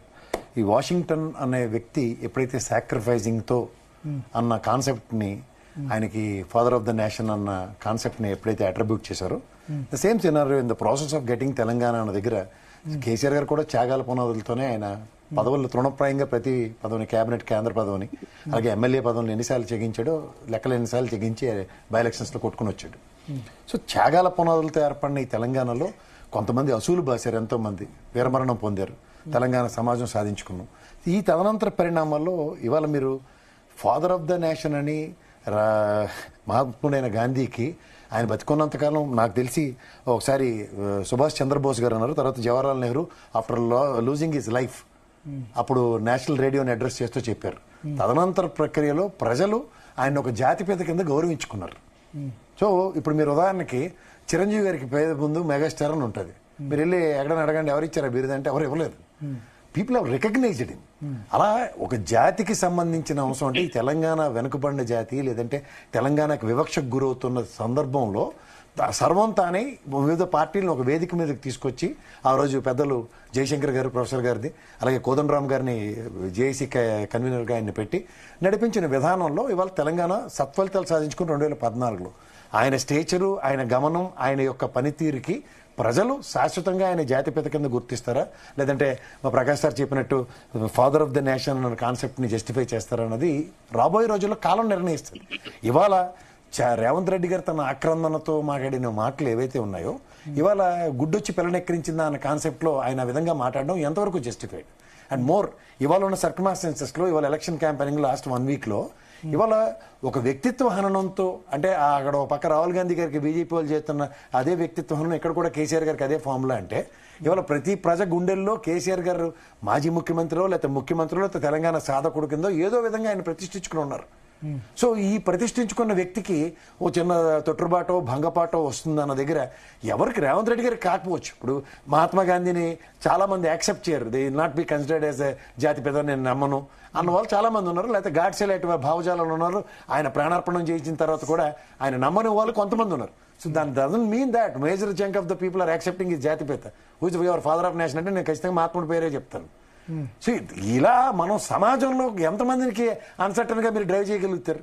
ఉదాహరణకి మీ రెడ్డి సామాజిక వర్గం పోలరైజేషన్ ధర్మం అని ఖమ్మం, నల్గొండ, నెక్స్ట్ వరంగల్ అండ్ మహబూబ్ నగర్ రెడ్డి సామాజిక వర్గ పునరేకీకరణతోనే కదా ఇవాళ రేవంత్ రెడ్డి గారు బ్రహ్మాండంగా చీఫ్ మినిస్టర్ పదవిని అలంకరించుకోగలిగారు. మీరు అన్నట్టు ఇవాళ రాజకీయాల్లో కులాలు మతాలు రెడ్ లో ఓట్లేస్తే గెలవలేదు కదా మిగతా కమ్యూనిటీస్. అది అంటుంది ఏంటంటే ద పోలరైజేషన్ ఒక తాటి మీదకి వచ్చిన దగ్గర మీరు ఈ 4 జిల్లాల యొక్క రెడ్ల యొక్క ప్రాబల్యం ఒకసారి గమనించుకోండి. ఇవాళ మేజర్ డెఫినెట్ గా రెడ్డిస్ ఏకమయ్యారు, కానీ ఓన్లీ రెడ్ లో ఓట్లేస్తే అంటే నేను అంటుంది ఈ 4 జిల్లాల్లో మీరు బీఆర్ఎస్ ప్రాబల్యం గణనీయంగా తగ్గిపోయింది. 1 or 2 అని లెక్క ఎస్సీ ఓటు బ్యాంక్ పెరిగింది ఆబ్వియస్లీ. 10 మంది, ఎందుకంటే 10 మంది ఎమ్మెల్యేలు గెలిచారు అవుట్ ఆఫ్ 19. నేను చెప్తుంది అదే సార్, కాంగ్రెస్ పార్టీ ఎప్పుడు సరే వెనకబడిన తరగతులకి అంటే ఎస్సీ ఎస్టీ సామాజిక వర్గం, రూరల్ లో ముస్లిం ఓటు కూడా పడింది ఆబ్వియస్లీ. కాంగ్రెస్ పార్టీ. ఇప్పుడు కాంగ్రెస్ పార్టీ ఓటు అయితే లంబాడా ఓటు అయితే అవుట్ రైట్ గా పడింది, ఎందుకంటే లంబాడా నియోజకవర్గాలు మొత్తం కాంగ్రెస్ క్లీన్ స్వీప్ పడతాయి సార్. వాళ్ళకి మీకు మాట చెప్తాను, అంతకుముందు కేసీఆర్ వైపు ఉండే 2 ఎలక్షన్ కూడా. అంటే ఒక పీరియడ్ ఆఫ్ టైం సార్. ఇప్పుడు కాంగ్రెస్ నిలదొక్కుని నిలబడినప్పుడు మీరు ఎప్పుడైనా సరే ఎస్సీ ఎస్టీ సామాజిక వర్గం ముస్లిం ఓటు బ్యాంకు వాళ్ళకి స్థిరీకరంగానే ఉంది. ఇవాళ మీరు దేశవ్యాప్తంగా ఈ ఎంఐఎం పార్టీని బీజేపీ వాళ్ళు చంకల పెట్టుకుని ఎందుకు తిరుగుతున్నారు? ఆ ముస్లిం ఓటు బ్యాంకుని ఎక్కడ గండి కొడుతూ అది కాంగ్రెస్ కి ట్రావెల్ అవ్వకుండా దాన్ని నిలువరించడానికే. ఆ లాజిక్ లో ఇక్కడ బీఆర్ఎస్ పార్టీ చేయవలసిన పని అది, దాని మీద ఒక బృహత్తర ఎక్సర్సైజ్ చేయాలి. సో ఈ లెగసీ ఆఫ్ కాంగ్రెస్ లో వాళ్ళ ఎస్సీ ఎస్టీ సామాజిక వర్గానికి నెక్స్ట్ వెనుకబడిన తరగతులకి వాళ్ళకి అప్లిప్మెంట్ కాన్సెప్ట్ లో వాళ్ళు బృహత్తర కార్యక్రమం ముందు వాళ్ళ బీఆర్ఎస్ పార్టీ ఖచ్చితంగా మీరు అన్నట్టు ఎలక్షన్ లో 19 మందికి 10 మంది గెలవగలిగారు. సో ఈ కాన్సెప్ట్స్ అన్ని దృష్టిలో పెట్టుకుని ఇవాళ రేవంత్ రెడ్డి గారు ఒక డెలిబరేటివ్ స్టేట్మెంట్ తోటి జాతిపిత అన్న కాన్సెప్ట్ లో అరే తురే అనే ఒక స్థాయి కలిగిన వ్యక్తిని మాట్లాడడం తెలంగాణ సమాజంలో ఎవరు యాక్సెప్ట్ చేయం. ఇప్పుడు వయసుకి ఎంత కాదన్నా తెలంగాణ సమాజంలో ఇవాళ మా మానవతరాయ్ ఉన్నాడు, నాకు యూనివర్సిటీలో సబ్ జూనియర్ అతను, అరే తురే అని మాట్లాడలేము కదా, is a scholar, it is my primary duty to respect him. కానీ అది కాకుండా నాకు ఫ్రెండే కాబట్టి నేను డిబేట్లో అరే తురే అంటానంటే ఎంతవరకు అది సమంజసం కాదు కదా. ఒక సభా ప్రాంగణంలో గౌరవ ప్రజలు ఉన్నప్పుడు ప్రజా పాలనలో వచ్చిన వాళ్ళందరూ బీఆర్ఎస్ కాకుండా కాంగ్రెస్ కి ఓటేసిన వాళ్ళు వచ్చారు వాళ్ళ సభకి. గతంలో వాళ్ళు బీఆర్ఎస్ పార్టీకి ఓట్లు వేసిన వాళ్ళే కదా. ఎంత కాదని ఎక్కడో దగ్గర మనోభావాలకు సంబంధించిన అవసరం ఇది. So over a period of time రేపు అసలేను చెవుల్లోంచి రక్తాల కార్యాలుగా ఒక పక్క కేటీఆర్ ఇంకో పక్క హరీష్ రావు తగులుకుంటారు. ఆ టార్చర్ ఇంకా భయంకరంగా ఉంటుంది. ఇవాళ డిబేట్ పెట్టారు మీరు, అసలు రేపు సాయంత్రం పెడితే అసలేని పని ఉంటుంది. కేటీఆర్ రియాక్షన్ నేను చదివి వినిపిస్తాను. ఆల్రెడీ ఎక్స్ లో ఆయన కేటీఆర్ మాట్లాడారు. First reaction PCR social media team వినండి. కేటీఆర్ ఫస్ట్ రియాక్షన్ కేసీఆర్ మాట్లాడిన దాని మీద. ఇప్పుడే జాయిన్ అయిన ప్రేక్షకులకి ఒకసారి రేవంత్ రెడ్డి కేసీఆర్ ను ఏమన్నాడంటే, ఎవనికి రా నువ్వు జాతిపిత, ఎవనికి రా నువ్వు జాతిపితవు, హరీష్ రావు కా, ఎర్రబెల్లి దయాకర్ రావు కా, కూకటిపల్లి కృష్ణారావు కా, ఇట్లా అంటే వెలమ సామాజిక వర్గానికి నువ్వు జాతిపితవా అని మాట్లాడారు. దానికి కేటీఆర్ రెస్పాండ్ అవుతూ, మున్సిపల్ ఎన్నికల ప్రచారంలో రేవంత్ రెడ్డి నోట్లో నుంచి పాలసీలు రావు, పథకాలు వినిపించవు, వచ్చేది ఒక్కటే మురికి భాష. హార్వర్డ్ లో 5 రోజులు కాదు 500 రోజులు కోర్సులు చేసినా సంస్కారం నేర్చుకోకపోతే కుక్కతోక ఎప్పటికీ వంకరే. తెలంగాణ కోసం ప్రాణాలు పెట్టి ఉద్యమాలు నడిపి రాష్ట్రాన్ని సాధించి తెలంగాణ తొలి ముఖ్యమంత్రిగా బంగారు తెలంగాణకు బాటలు వేసిన కేసీఆర్ గారిపై మురికి మాటలు మాట్లాడే నీ స్థానం మురికి కాలువే. పాలనలో చేతకాని వాడే ప్రచారంలో విషం జమ్ముతాడు. అది అహంకార లక్షణం కాదు, నీ పూర్తి అసమర్థతకు గుర్తు. చరిత్రను సృష్టించిన నాయకుడిని మాటలతో తక్కువ చేయలేరు. మురికి భాష మాట్లాడేవాడు తన మానసిక దరిద్రతనే ప్రజల ముందు బహిర్గతం చేస్తాడు. కనకప్పు సింహాసనంపై శునకాన్ని కూర్చోబెడితే అది రాజవదు, అది సింహాసనానికే అవమానం. రాష్ట్రాన్ని సాధించిన వాళ్ళపై, రాష్ట్రాన్ని దారిలో పెట్టిన వాళ్ళపై నోరు విప్పే నైతిక హక్కు నీకు లేదు రేవంత్. చివరికి ఒకటే గుర్తుపెట్టుకో, కేసీఆర్ గారి చరిత్రను నీ మాటలు మసకబార్చలేవు, కానీ నీ స్థాయిని మాత్రం నీ మాటలే తెలంగాణ ప్రజలకి రోజు రోజుకి మరింత స్పష్టంగా చూపిస్తున్నాయి. ఇది కేటీఆర్ ఫస్ట్ రియాక్షన్. డీసెంట్ గానే ఇచ్చాడు ఆయన భాష. ఎందుకంటే లాస్ట్ టైం ఎందుకంటే నువ్వు మురికి చెత్త నాయాలా అని రేవంత్ రెడ్డి కేటీఆర్ తిడితే మళ్ళీ కేటీఆర్ రివర్స్ లో కొంత గట్టిగానే మాట్లాడారు. సో ప్రకాష్ గారు, ఒక చిన్న సబ్మిషన్ సార్. ఇప్పుడు మనం రేవంత్ రెడ్డి గారు హార్వర్డ్ వెళ్ళినా గంగిగోపాలు గరిడైనా చాలు, కరవడైతేనే కరం పాలు అని ఒకటి ఉంటుంది. హార్వర్డ్ యూనివర్సిటీ నుంచి పట్టా తీసుకొచ్చినా ఆయన ఫ్రంట్ పర్సనాలిటీ బ్యాక్ మున్సిపాలిటీ టైప్లో పరిస్థితులు ఉంటే ఎలా అవుతుంది చెప్పండి. ఒక భాష సరళీకృతంగా మాట్లాడి గౌరవప్రదమైన ముఖ్యమంత్రి చైర్లో ఉన్నారు ఆయన. ఆయన ఇంకా ఎప్పటికీ మర్చిపోతున్నారు ఏంటో నాకు అర్థం కావట్లేదు. తెలుగుదేశం నుంచి ఆ రోజు గన్నపట్టుకెళ్ళిన ఇంకా ఫ్రస్ట్రేషన్ ఎప్పటికీ పోతే ఎట్లా సార్? సముచిత స్థానం ఇచ్చి మీకు బ్రహ్మాండమైన చీఫ్ మినిస్టర్ పదవిలో కూర్చోబెట్టారు. ఇంక చిన్న చితక పదవి కూడా కాదు అది. కాంగ్రెస్ లో అతిరథ మహారాజులకు ఎవరికి సాధ్యం కాని పని ఆయన వల్ల కేస్ స్టడీ తెలుసా సార్? అంచెల వారీగా ఎదిగిన విధానం చూస్తే అది ఇది కేస్ స్టడీ. ఆయనకు తగ్గించుకుంటే ఎట్లా? ప్రకాష్ గారు, కేటీఆర్ ఇప్పుడు వీళ్ళు తిట్టినప్పుడు వాళ్ళు కూడా తిడుతున్నారు. సరే కేటీఆర్ ఇవాళ తిట్టలేదు, కానీ ఇదివరకు చాలా తిట్టిన సందర్భం ఉంది, మళ్ళీ కౌంటర్ ఇచ్చిన సందర్భం ఉంది. కానీ ఒకటి, ఇప్పుడు రేవంత్ రెడ్డి అడిగితే మాకు రేవంత్ రెడ్డి అన్నా లేకపోతే బండి సంజయ్ అన్న ఈ విషయంలో గురువు మాకు కేసీఆర్ అనే అంటారు. కేసీఆర్ కూడా అట్లా ఎందుకు మాట్లాడిన సందర్భం ఉంది?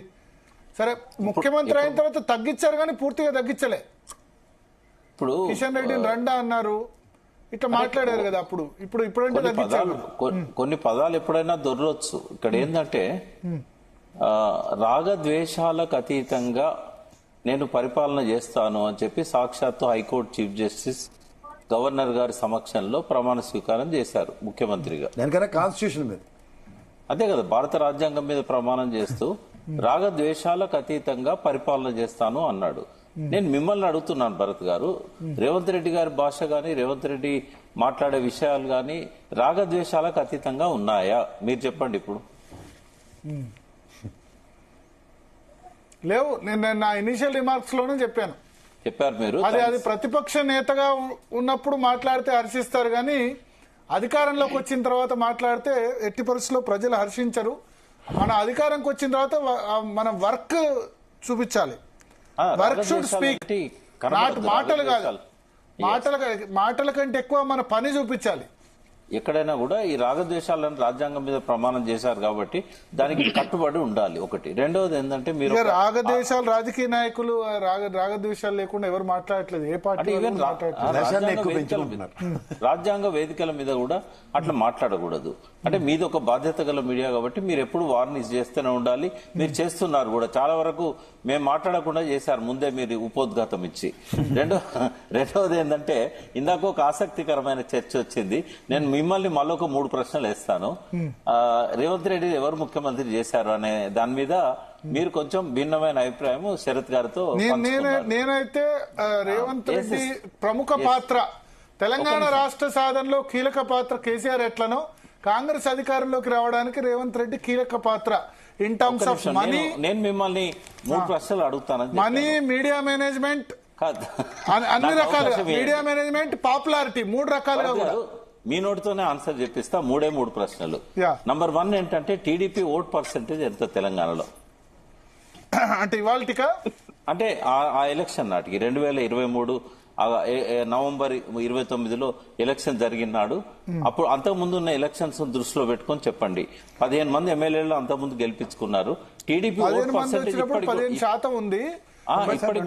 ఇప్పుడు టీడీపీ డైరెక్ట్ గా నిల్చుంటే వేసే ఓటు వేరు, టీడీపీ సపోర్ట్ మీరు ఒకటే అడుగుతున్నా, టీడీపీ ఓట్ పర్సెంట్ ఎంత? డైరెక్ట్ గా నిలబడితే ఎంత పర్సెంటేజ్ ఓట్లు వచ్చాయి? డైరెక్ట్ గా నిలబడితే 2-3% కూడా రాదు, కానీ ఇండైరెక్ట్ గా సపోర్ట్ చేస్తే టీడీపీ చెంపుతుంది 10-12% దాకా వస్తుంది. నేను అనేది ఏంటంటే ఇప్పుడు 2-3% అయినా ఉండదని మీరు యాక్సెప్ట్ చేశారు కదా. అంతకంటే ఎక్కువనే ఉంది ఇప్పుడు కూడా. ఇప్పుడు ఇక్కడ టీడీపీ ఎమ్మెల్యే ఒక్కరు కూడా లేకపోయినా ఇప్పుడు ఎలక్షన్ పెట్టినా కూడా టీడీపీకి 10% కంటే ఎక్కువనే ఓట్లు వస్తాయి. నాకు తెలుసు అది. 10% ఈజీగా ఉంటుంది. అయితే మీరు మళ్ళీ ఒకటి చెప్పండి నాకు, టీఆర్ఎస్ కును కాంగ్రెస్ కు మధ్యలో గ్యాప్ ఎంత? 2%. ఓన్లీ 2%. ఇక్కడ ఒక పాయింట్, 2% అన్నది రాష్ట్ర వ్యాప్తంగా చూసినప్పుడు. అవును. ఎందుకంటే సిటీలో బీఆర్ఎస్ కి 43% వచ్చింది, కాంగ్రెస్ కి 21%, బీజేపీ 19%.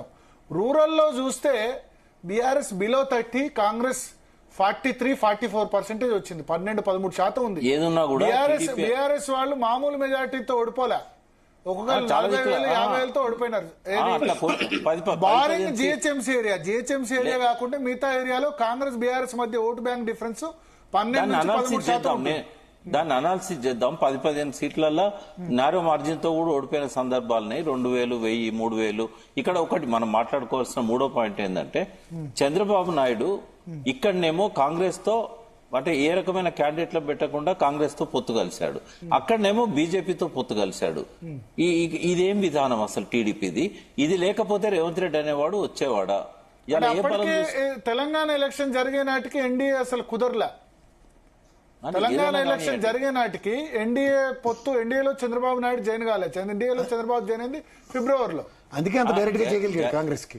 జాయిన్ అయినా కాకపోయినా ఇప్పుడు జాయిన్ అవ్వలేదు కాబట్టి కాంగ్రెస్ కి బ్రహ్మాండంగా సపోర్ట్ చేయగలిగారు. ఆబ్వియస్లీ చంద్రబాబు నాయుడు సపోర్ట్ రేవంత్ రెడ్డికి ఉంటుంది, ఉండడానికి కూడా మనం తప్పు పట్టలేదు. ఎందుకంటే కేసీఆర్ తిడితే చంద్రబాబు రేవంత్ రెడ్డి సపోర్ట్ చేయకపోతే ఎందుకు చేస్తాడు?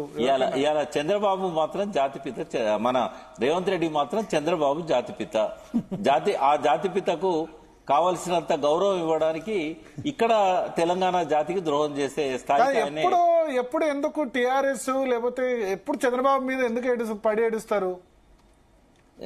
చంద్రబాబు మీద ఎందుకు? ఆయన పక్క రాష్ట్రంలో ఆయన ముఖ్యమంత్రి పదవి ఆయన చేసుకుంటాడు. ఆయన పక్క రాష్ట్రానికి ముఖ్యమంత్రి, ఈ రాష్ట్రానికి పరోక్ష జాతీయ అధ్యక్షుడు తెలుగుదేశం పార్టీ. కానీ ఇంకా ఇప్పుడు రాష్ట్రం వచ్చిన 11 సంవత్సరాల తర్వాత కూడా చంద్రబాబు మీద బడి ఏడిస్తే ఏం లాభం? మీరు రాజకీయ విశ్లేషకులను ఎవరినైనా తీసుకొచ్చి చర్చ పెట్టండి, ఎందుకు చంద్రబాబు మీద మాట్లాడుతున్నాం అనేది నేను ఎక్స్ప్లెయిన్ చేస్తా. ఎందుకంటే నా దృష్టిలో అయితే పరోక్షంగా ఇక్కడి పాలనను నడిపిస్తున్నది చంద్రబాబు నాయుడే. ఒకవేళ చంద్రబాబు నాయుడు బ్లెస్సింగ్స్ లేకపోతే నరేంద్ర మోడీ గారికి ఒక రోజు పట్టదు రేవంత్ రెడ్డిని దించడానికి. నరేంద్ర మోడీకి ఎందుకు పట్టదు? నరేంద్ర మోడీతో కూడా మంచి అండర్స్టాండింగ్ లో ఉన్నాడు. అందుకే కదా మధ్యలో చంద్రబాబు నాయుడు ఉన్నాడనే కదా. సర్లేండి, ఆ డిస్కషన్ వద్దు. కానీ ఇందాక మన మిత్రులు మాట్లాడారు, చాలా విషయాలు కూడా ఇవాళ వెలుగులోకి వచ్చాయి. జాతిపిత విషయం ఎందుకు తీసుకొస్తున్నాడు రేవంత్ రెడ్డి అని అంటే, ఇవాళ మీడియా గానీ ఏది కూడా మున్సిపల్ సమస్యల మీద ఎక్కడ చర్చ జరగట్లేదు. నేను చాలా ఛానల్ చూశాను, కనీసం ఎక్కడైనా మున్సిపల్ సమస్యల మీద చర్చ జరుగుద్దేమో, ప్రజలు ఓటేయడానికి సిద్ధపడుతున్నారు, వారు ఎవరికి ఓటేయాలి, ఉన్న సమస్యలు ఏంటి. గతంలో ఏముండేదంటే ఏ ఎలక్షన్ వచ్చినా కూడా నియోజకవర్గాల మీద ఫోకస్ ఉండేది. అక్కడ ఎన్నికలు జరుగుతున్నాయి కాబట్టి అపరిష్కృతంగా ఉన్న సమస్యల మీద వాళ్ళు ఇచ్చిన వాగ్దానాలు, హామీలు ఏవేవి ఉండే, ఏవేవి ఉల్లంఘించారు, ప్రజల్ని ఎడ్యుకేట్ చేసే విధంగా చర్చలు ఉండేది. కానీ ఇప్పుడు ఏమైపోయిందంటే, రేవంత్ రెడ్డి ఒక సెన్సేషనల్ వర్డ్ యూజ్ చేయగానే టోటల్ మీడియా అంతా కూడా వీటి మీదనే, సోషల్ మీడియా కావచ్చు, మెయిన్ స్ట్రీమ్ మీడియా కావచ్చు. అంటే నేను అనేది ఏంటంటే, ఈ డైవర్షన్ పాలిటిక్స్ అనేది చాలా చక్కగా ఆయన ఉపయోగించుకుంటున్నాడు. గతంలో సంవత్సరానికి ఒక్కసారో 2 సార్లు ఇటువంటి వివిధ దేశాల రాజులు కావచ్చు, ప్రతినిధులు కావచ్చు, ఈ డైవర్షన్ పాలిటిక్స్ ఉపయోగించుకుని వాళ్ళు ఎవరు లేరు. బ్రహ్మానంద రెడ్డి, నీలం సంజయ్ రెడ్డి కాలం నుంచి కూడా డైవర్షన్ పాలిటిక్స్ ఉన్నాయి. కానీ ఎప్పుడో ఒకసారి తప్పనిసరి అయితే తప్ప వాళ్ళని వాళ్ళు కాపాడుకోవడానికి చేసేవాళ్ళు. కానీ రేవంత్ రెడ్డి గారికి నిత్యకృత్యం అయింది ఇది మీడియాను. ఎందుకంటే మీడియా యాక్టివిజం మనం చూస్తున్నాం, సోషల్ మీడియా యాక్టివిజం చూస్తున్నాం. కాబట్టి దీన్ని నిత్యం ఆయన దాన్ని ఒక వెపన్ గా వాడుతున్నారు. కాబట్టి రాబోయే రోజుల్లో ఆయన ఏం చెప్పినా కూడా ఎవరు నమ్మలేని తోటకూర దొంగ లాంటి సామెత జరుగుతుంది రాబోయే రోజుల్లో. ఎందుకంటే ఇది రేర్ గా వాడుకోవాల్సిన అస్త్రాన్ని ప్రతి ఎన్నికల్లో వాడుతున్నాడు, ప్రతి సందర్భంలో వాడుతున్నాడు, ప్రతి అసెంబ్లీ సెషన్ ముందు వాడుతున్నాడు. కాబట్టి ఈ డైవర్షన్ పాలిటిక్స్ కాలం చెల్లిందని చెప్పి, ఇంకెక్కువ కాలం నడవదని చెప్పి మనం గుర్తు చేయాల్సిన అవసరం ఉంది. కనీసం మీరైనా రేపటి నుంచి అయినా ఈ మున్సిపల్ ఇష్యూస్ మీద బాగా ఫోకస్ చేయండి. తీసుకున్నాం మనం మున్సిపల్ ఇష్యూస్ మీద చాలా నిన్న చర్చించాం. శరత్ గారు మేము చాలా విస్తృతంగా చర్చించాం ఆ విషయం మీద. అంటే మామూలుగా జిల్లాల నుంచి కూడా మున్సిపాలిటీస్ కార్పొరేషన్లో జరిగే అంశాల మీద, అక్కడ ఉన్న సమస్యల మీద ప్రజలను ఎడ్యుకేట్ చేయాల్సిన మీడియా ఇటు కొట్టుకపోవద్దు ఇటువంటి చర్చల మీద. నిన్న చాలా విస్తృతంగా చర్చించాం. అసలు మున్సిపల్ ఎలక్షన్స్ ఈ కౌన్సిలర్ సిస్టమ్ కాకుండా డైరెక్ట్ గా మున్సిపల్ చైర్మన్ ఎన్నుకోలే సిస్టమ్ పెట్టాలి. ఈ కౌన్సిలర్ల చేతిలో ఉండడం వల్ల ఏమవుతుందంటే ఆ సముదాయం చెందికే సరిపోతుంది. ఇప్పుడు గ్రామ పంచాయతీ సర్పంచ్ డైరెక్ట్ గా ఎన్నుకున్నప్పుడు మున్సిపల్ చైర్మన్ ఎందుకు డైరెక్ట్ గా ఎన్నుకోకూడదు? ఈ కౌన్సిలర్ 2005 వరకు 6 వరకు ఇదే సిస్టమ్ ఉండే. డైరెక్ట్ గా మున్సిపల్ చైర్మన్ మేయర్ ఎన్నుకునే సిస్టమ్ ఉండే. అవును, అక్కడ కౌన్సిలర్ గ్రామ పంచాయతీలో వార్డు మెంబర్లు అందరు కలిపి ఉప సర్పంచ్ ఎన్నుకున్నట్టు కావస్తే వైస్ చైర్మన్ ఎన్నుకోనివ్వండి. అంటే అక్కడ మార్పు రావాల్సి ఉందని నిన్ననే చాలా విస్తృతంగా చర్చించాం. ఇక్కడ ఒక రాజకీయ కుట్ర ఉంటది ఏంటంటే రెండో ఉద్దేశం కూడా చెప్తా. మున్సిపల్ చైర్మన్ ను ఎమ్మెల్యేలు డమ్మీలు చేస్తున్నారు. నెక్స్ట్ తమకు ఎక్కడ థ్రెట్ అవుతాడో ఇవాల్టి మున్సిపల్ చైర్మన్ రాబోయే ఎమ్మెల్యే క్యాండిడేట్ టికెట్ ఎక్కడ వస్తామని చెప్పి తనకు అడుగులకు మడుగులు వస్తేవాళ్ళు జనరల్ గా అధికార పార్టీలో గెలుస్తారు. అడుగులకు మడుగులు వస్తేవాడిని లేకపోతే ఏమి రానివాడిని తీసుకొచ్చి మున్సిపల్ చైర్మన్ చేస్తున్నారు. వాళ్ళు కొంచెం ఏమైనా చేస్తే 3 సంవత్సరాలు కాగానే అవిశ్వాసం పెట్టి తీసేస్తూ. సో ఇట్లా ఇష్యూస్ ఉన్నాయి. ఆ కౌన్సిలర్ల వల్ల ఆ సగం మంది కౌన్సిలర్లు సపోర్ట్ కావాలి కాబట్టి వాళ్ళని సాటిస్ఫై చేయాలంటే వాళ్ళకి ఏదో కాంట్రాక్ట్లు ఇవ్వాలి, వాళ్ళ దానిలో అవినీతి చేయాలి. దానివల్ల అసలు మున్సిపాలిటీస్ డెవలప్ కావట్లే. ఆ తర్వాత సెకండ్ స్టెంట్ లీడర్లు కూడా పార్టీ నాయకులకు దొరకట్లేదు. అవును, మున్సిపల్ చైర్మన్ 2006 దాకా ఆయన గెలిచిన ఉదంతాలు ఉన్నాయనుకోండి. కాంటంబట్టి ఇప్పుడు సంపత్ గారు ఎవరు ఆయన డాక్టర్ గారు వెళ్ళిపోయారు చూడండి జగిత్యాల నుంచి. పేర్ల గా మున్సిపల్ చైర్మన్ ఉంటే ఆయన గ్యారంటీగా రేస్ లో ఉండు. అలాంటి ఉదంతాలు చాలా ఉంటాయి. అన్ని పార్టీలలో కూడా నాయకత్వం సెటిల్ అయింది కాబట్టి ఇంకో కొత్త నాయకుడిని తెచ్చి నెత్తి మీద పెట్టుకోవడం ఇష్టం లేకనే ఈ పరోక్ష ఎన్నికలు పెడుతున్నారు. ఆ ఎమ్మెల్యేల చేతిలో ఎవరు చెప్తే వాళ్ళు చైర్మన్, ఎమ్మెల్యేలు థ్రెట్ లేని వాళ్ళని పెట్టుకుంటారు. ఒక్కవేళ ఏమైనా జాయిన్ అయ్యి దాని తర్వాత తోక జాడిస్తే వెంటనే అవిశ్వాసం ఎత్తేస్తున్నారు. అది సమస్య. ఎమ్మెల్యేలకు ఎంపీలకు లేని అవిశ్వాసం ఎందుకు మున్సిపల్ చైర్మన్ కు ఉండాలా? పార్టీ పట్టు శరత్ గారు ఏదో కామెంట్ చేయాలనుకుంటున్నారు. ఎస్, ఒక్క విషయం ఏంటంటే సార్, ఇప్పుడు కేసీఆర్ ఎట్లయితే తన కుటుంబ పాలన తీసుకొచ్చి తన కుటుంబం వాళ్లను తన కుల వాళ్ళకి ఎక్కువ ప్రాధాన్యతనిచ్చి ఎక్కువ ఇది చేయడం వల్ల వెల్మ జాతి వర్సెస్ తెలంగాణ సమాజం అయింది మొన్నటి ఎన్నికలలో.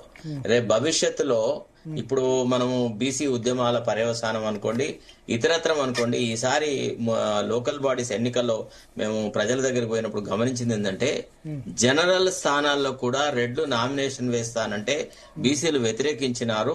చాలా నీచమైన పరిభాష మాట్లాడాడు. నిజానికి ఎంతో మంది రెడ్డి కులస్తులు ఈ రాష్ట్రానికి ఈ దేశానికి ఎంతో సేవ చేసిన వాళ్ళు ఉన్నటువంటి ఆ కులాన్ని పూర్తిగా తెలంగాణ సమాజానికి వ్యతిరేకంగా మార్చడంలో రేవంత్ రెడ్డి కృషి చేస్తున్నాడు. రేవంత్ రెడ్డి వల్ల రెడ్డి జాతికి మేలు జరగట్లేదు కదా, పూర్తిగా అపఖ్యాతి వస్తుంది. వాళ్ళ పట్ల తెలంగాణ సమాజానికి వ్యతిరేకత భావన వస్తుంది.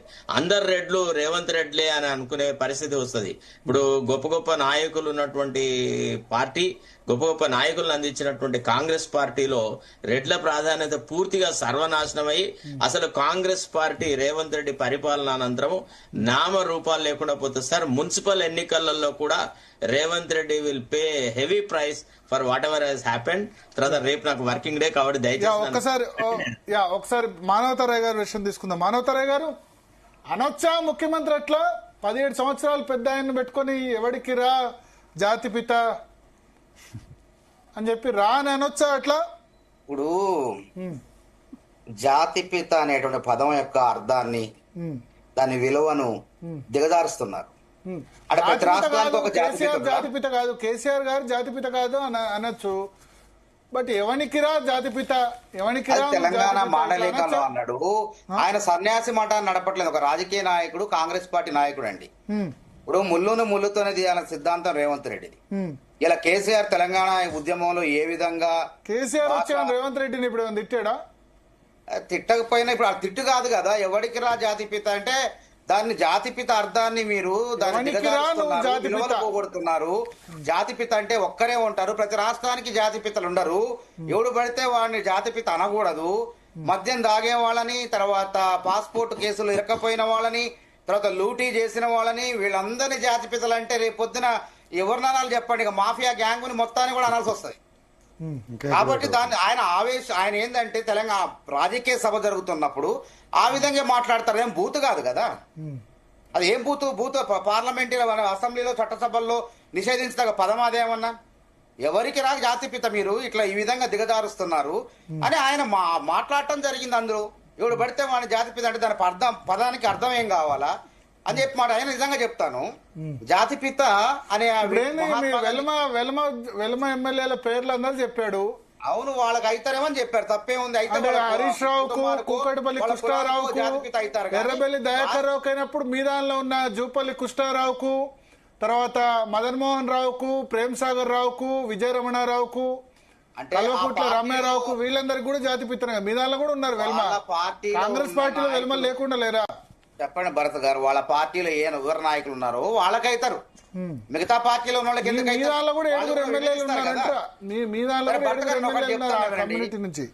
మహాత్మా గాంధీ బీజేపీ వాళ్ళకి, కాంగ్రెస్ వాళ్ళకి, తెలుగుదేశం వాళ్ళకి అందరికీ జాతిపితే కదా. ప్రసాద్ గారు మీరు మాట్లాడినప్పుడు నేను మౌనంగా ఉన్నా, కొంచెం ఉందాతనాన్ని పాటిద్దాం.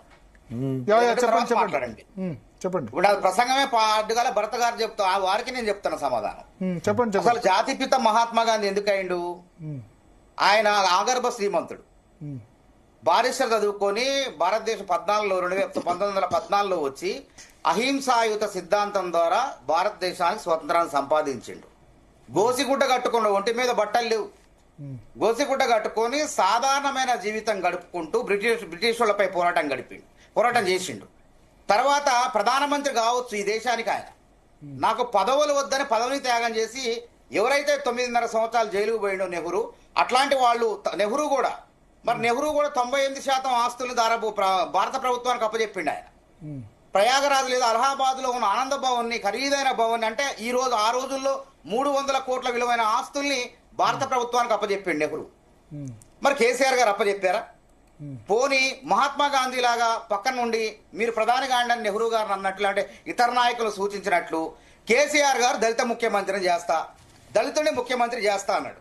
మరి దళితుడిని ముఖ్యమంత్రి చేసినట్లయితే నిజంగానే తెలంగాణ, ఆయన పక్క నుండి తెలంగాణ రాష్ట్రం అభివృద్ధి ఏ విధంగా జరగాలో ఒక మహాత్మా గాంధీ లెక్క సాధారణమైన జీవితం గడిపితే సంతోషకరం. ఈయన మొత్తం కూడా జాతిపిత, ఆయన త్యాగం, ఈయనది భోగం. కేసీఆర్ గారిది భోగ పురుషుడిని ఎవరన్నా జాతిపిత అంటారా? పురుషుడు మానవతరయ్య గారు, ఇప్పుడు మహాత్మా గాంధీ గారు నడుపడకండి.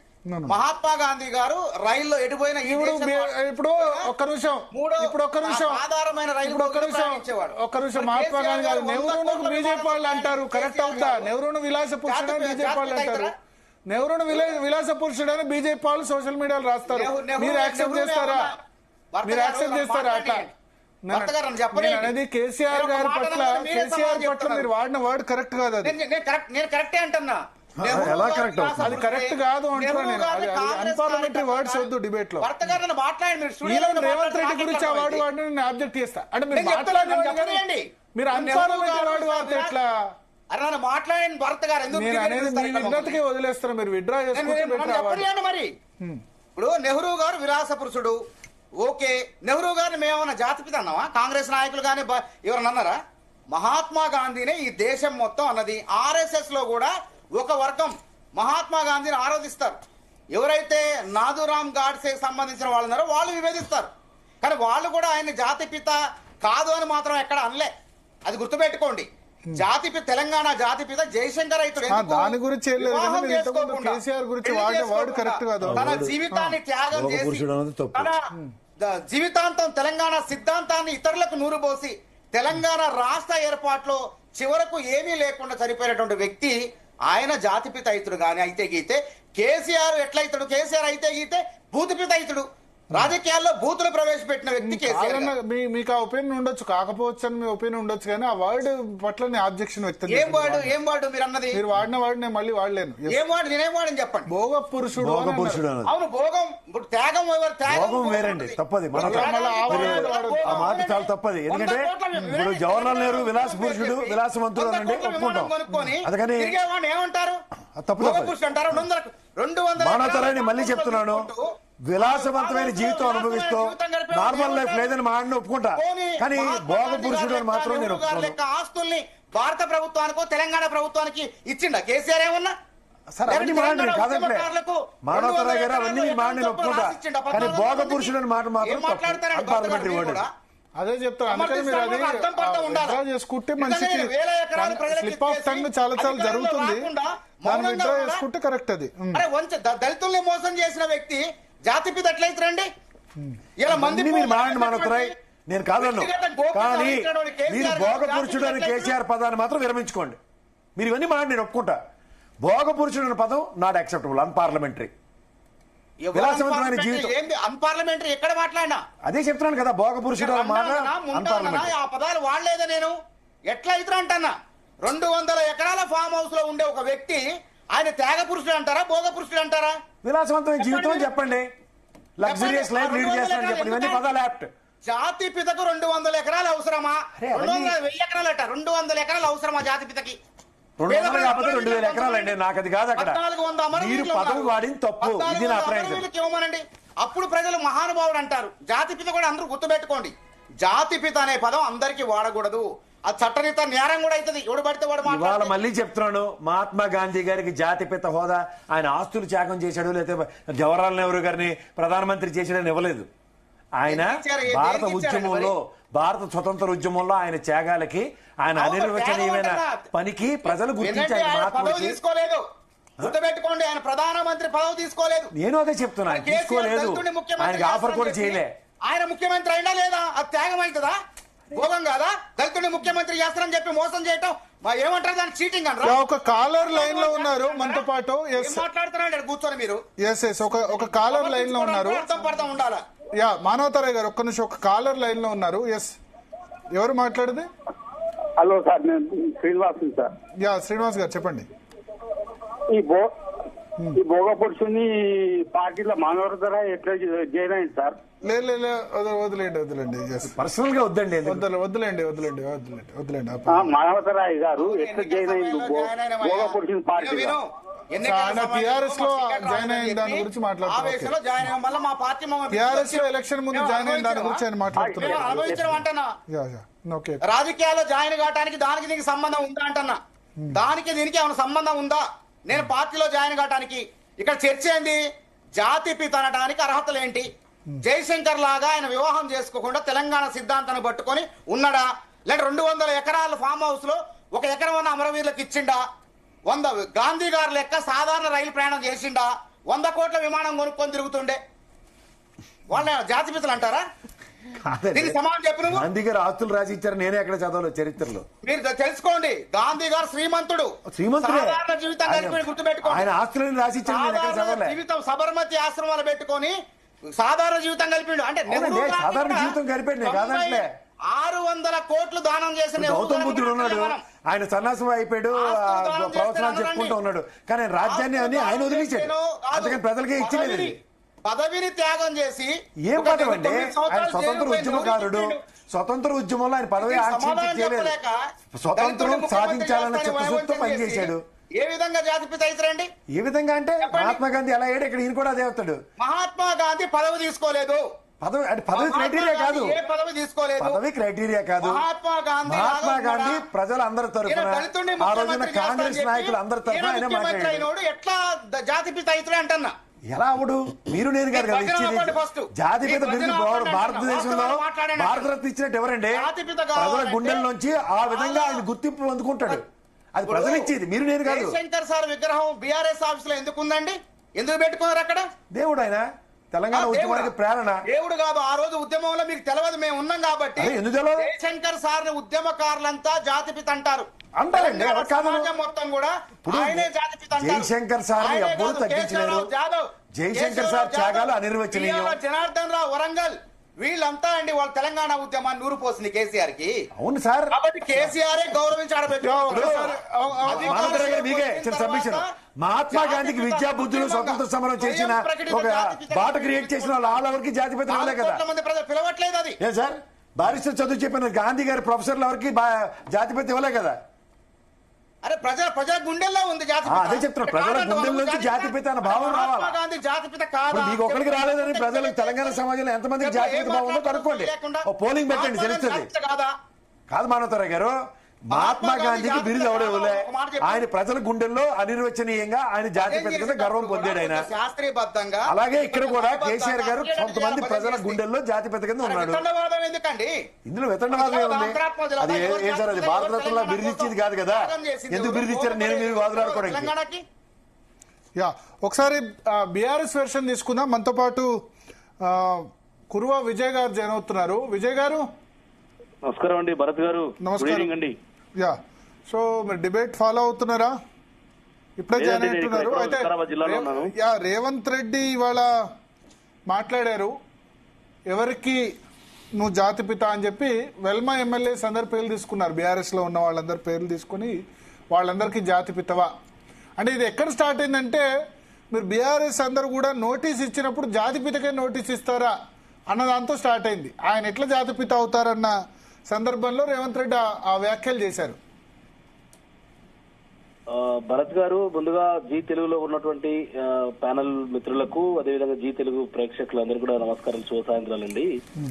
ముఖ్యమంత్రి రేవంత్ రెడ్డి గారికి ముఖ్యమంత్రి పదవిలో ఒక్క నిమిషం కూడా ఉండడానికి అర్హత లేదండి.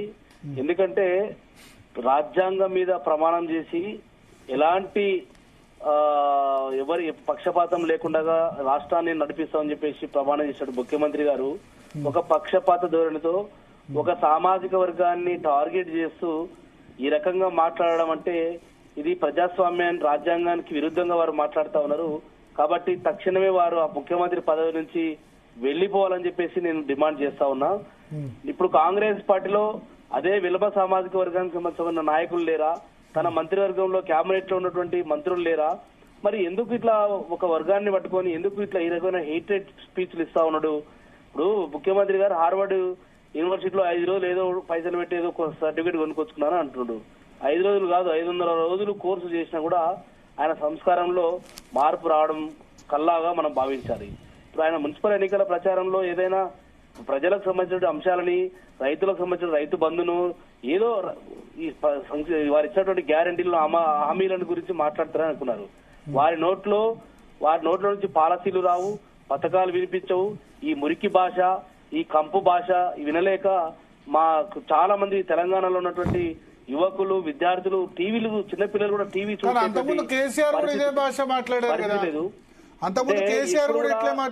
కూడా తెలంగాణ రాష్ట్రం కోసం తెలంగాణకు అడ్డమున్నటువంటి పార్టీలు కావచ్చు, తెలంగాణని వ్యతిరేకించిన వారిని మాట్లాడొచ్చు, కానీ ఈ రకమైనటువంటి ఒక సామాజిక వర్గాన్ని ఎప్పుడు కూడా మాట్లాడలేదండి. మన ప్రాంతానికి అన్యాయం చేస్తున్నారని ఆ రోజు మాట్లాడారు తప్ప ఈ రకంగా ఒక కులాన్ని, ఒక వర్గాన్ని ఎప్పుడు కూడా కేసీఆర్ గారు టార్గెట్ చేయలేదు. తెలంగాణలో ఉన్నటువంటి సబ్బండ వర్గాలకు నాయకుడుగా ఆ రోజు తెలంగాణ ఉద్యమంలో ఉండి తెలంగాణ పెద్దన్న పాత్ర పోషించి చావు రోడ్లో తలపెట్టి తెలంగాణని సాధించినటువంటి గొప్ప నాయకుడు కేసీఆర్ గారు. అలాంటి కేసీఆర్ గారు ఎన్నో ఉద్యమాలు నడిపి రాష్ట్రాన్ని సాధించి తెలంగాణకు తొలి ముఖ్యమంత్రిగా పనిచేసి అద్భుతమైనటువంటి ప్రగతిని, ఈ తెలంగాణని ముందుకు తీసుకెళ్లి దేశంలోనే ఒక నంబర్ 1 రాష్ట్రంగా తీసుకెళ్లినటువంటి కేసీఆర్ గారికి రేవంత్ రెడ్డి గారికి మీరు పోల్చడం అంటే ఇది చాలా చాలా చాలా బాధాకరమైనటువంటి భరత్ గారు. ఇది కేసీఆర్ గారి ఎడమ కాలి గోటి కూడా సరిపోడు రేవంత్ రెడ్డి గారు. రేవంత్ రెడ్డి 100 జన్మలెత్తిన కేసీఆర్ గారి అలాంటి ఒక శిఖరాన్ని అందుకోవాలంటే 100 జన్మలెత్తి కూడా సాధ్యం కాదు అది. కాబట్టి ఈరోజు టెక్నికల్ గా ముఖ్యమంత్రి కావచ్చు రేవంత్ రెడ్డి గారు, ప్రజల గుండెల్లో గూడు కట్టుకున్నటువంటి నాయకుడు కేసీఆర్ గారు. టెక్నికల్ గా ముఖ్యమంత్రి ఎట్లా అవుతారు? టెక్నికల్ గా కాదు కదా, ప్రజలు ఎన్నుకుంటారు ముఖ్యమంత్రి. 100% టెక్నికల్ గా ముఖ్యమంత్రి అయినొచ్చేమో కానీ కాంగ్రెస్ పార్టీ అధిష్టానాన్ని కొనుగోలు చేసి, పిసిసి అధ్యక్ష పదవిని కొనుగోలు చేసి, ఈ రకంగా ఇప్పుడు ఎమ్మెల్యేలను కొనుగోలు చేసి ఈ రకంగా అయినొచ్చేమో కానీ ఇప్పుడు దమ్ము ఉంటే కేసీఆర్ గారు 10 మంది మా బీఆర్ఎస్ పార్టీ ఎమ్మెల్యేలను, రేవంత్ రెడ్డి గారు 10 మంది బీఆర్ఎస్ పార్టీ ఎమ్మెల్యేలను కొనుగోలు చేసింది కదా. ఆ 10 మంది బీఆర్ఎస్ పార్టీ ఎమ్మెల్యేలతో రాజీనామా చేయించి ఎన్నికలు పెట్టమని దమ్ముంటే, ముఖ్యమంత్రి గారికి రేవంత్ రెడ్డి గారికి దమ్ముంటే, దమ్ము లేదు. అది ఏం లేక ఈ రోజు ఈ రకమైనటువంటి కనకపు సింహాసనంపై సునకాన్ని కూర్చోబెడితే అది రాజు అవ్వదు. అది ఎప్పుడు కూడా సింహాసనానికి అవమానం. ఇలాంటి వ్యక్తులు ముఖ్యమంత్రి స్థానంలో ఉండడం ఇది నిజంగా మనందరికీ కూడా ప్రజాస్వామ్యానికి అవమానం. ఇది రాష్ట్రాన్ని సాధించిన వాళ్ళపై, రాష్ట్రాన్ని దారిలో పెట్టిన వాళ్ళపై, అలాంటి వ్యక్తులపై నోరు విప్పే నైతిక హక్కు ఉందా అండి రేవంత్ రెడ్డి గారికి? ఇది నిజంగా చెప్పాలంటే ఈ రోజు చీకటి రోజుగా గుర్తించుకోవాలి తెలంగాణ ప్రజాస్వామ్యం. అసలు జాతిపిత టాపిక్ ఎందుకు వచ్చింది? జాతిపిత అనే టాపిక్ ఎందుకు తీశారు మీరు బీఆర్ఎస్ ఫోన్ ట్యాపింగ్ ఇష్యూ వచ్చిన తర్వాత? ఇప్పుడు భరత్ గారు మీరు చాలా చక్కటి క్వశ్చన్ వేశారండి. ఇప్పుడు మహాత్మా గాంధీ గారు తెలంగాణ జాతీయ ఉద్యమంలో, స్వాతంత్ర ఉద్యమంలో ముందుండి పోరాట యోధుడు మహాత్మా గాంధీ గారు. అలాంటి మహాత్మా గాంధీ గారిని 1944 లో సింగపూర్ రేడియోలో ఆ రోజు ఎవరు సుభాష్ చంద్రబోస్ గారు ఫాదర్ ఆఫ్ ది నేషన్ అని చెప్పేసి సంబోధించింది ఎవరిని, మహాత్మా గాంధీ గారిని. అంతే తప్ప అది ఎవరు, అది ఏదో కేంద్ర ప్రభుత్వం బిరుదిచ్చింది కాదు. ఆర్టికల్ 18 సబ్ సెక్షన్ 1 ప్రకారంగా కేంద్రంలో ఏదైతే మన డిఫెన్స్ కావచ్చు, ఎడ్యుకేషన్ రంగాల్లో కావచ్చు బిరుదులు ఉన్నాయి, కానీ అట్లా మహాత్మా అనేటువంటి బిరుదు లేదని కూడా కొంతమంది ఆర్టీఐ ఉద్యమకారులు ఆర్టీఐ అడిగితే మినిస్ట్రీ ఆఫ్ హోమ్ అఫైర్స్ వారు కూడా రాతపూర్వకంగా హామీ ఇచ్చారు. మహాత్మా అనేది ఎక్కడ లేదు, కానీ ప్రజలు ఆ రోజు భావించారు కాబట్టి స్వాతంత్ర మహాత్మా అని తొలిసారి రవీంద్రనాథ్ ఠాగూర్ అన్నారు. నాకున్న సమాచారం మేరకు ఆయన ఎవరు సుభాష్ చంద్రబోస్ గారు 1944 లో సింగపూర్ రేడియోలో ఆ స్పీచ్ లో విన్నట్టు నాకున్న సమాచారం. సరే మీరు అన్నట్టు రవీంద్రనాథ్ ఠాగూర్ కూడా అంటే కాబట్టి అది కేంద్ర ప్రభుత్వం ఎక్కడ కూడా అధికారికంగా ప్రకటించలేదు. ఒక నిమిషం, జాతిపిత అన్నది అడ్రస్ చేసింది సుభాష్ చంద్రబోస్. ప్రసాద్ గారు, భరత్ గారు నాకు అవకాశం ఇచ్చారు. ప్రసాద్ గారు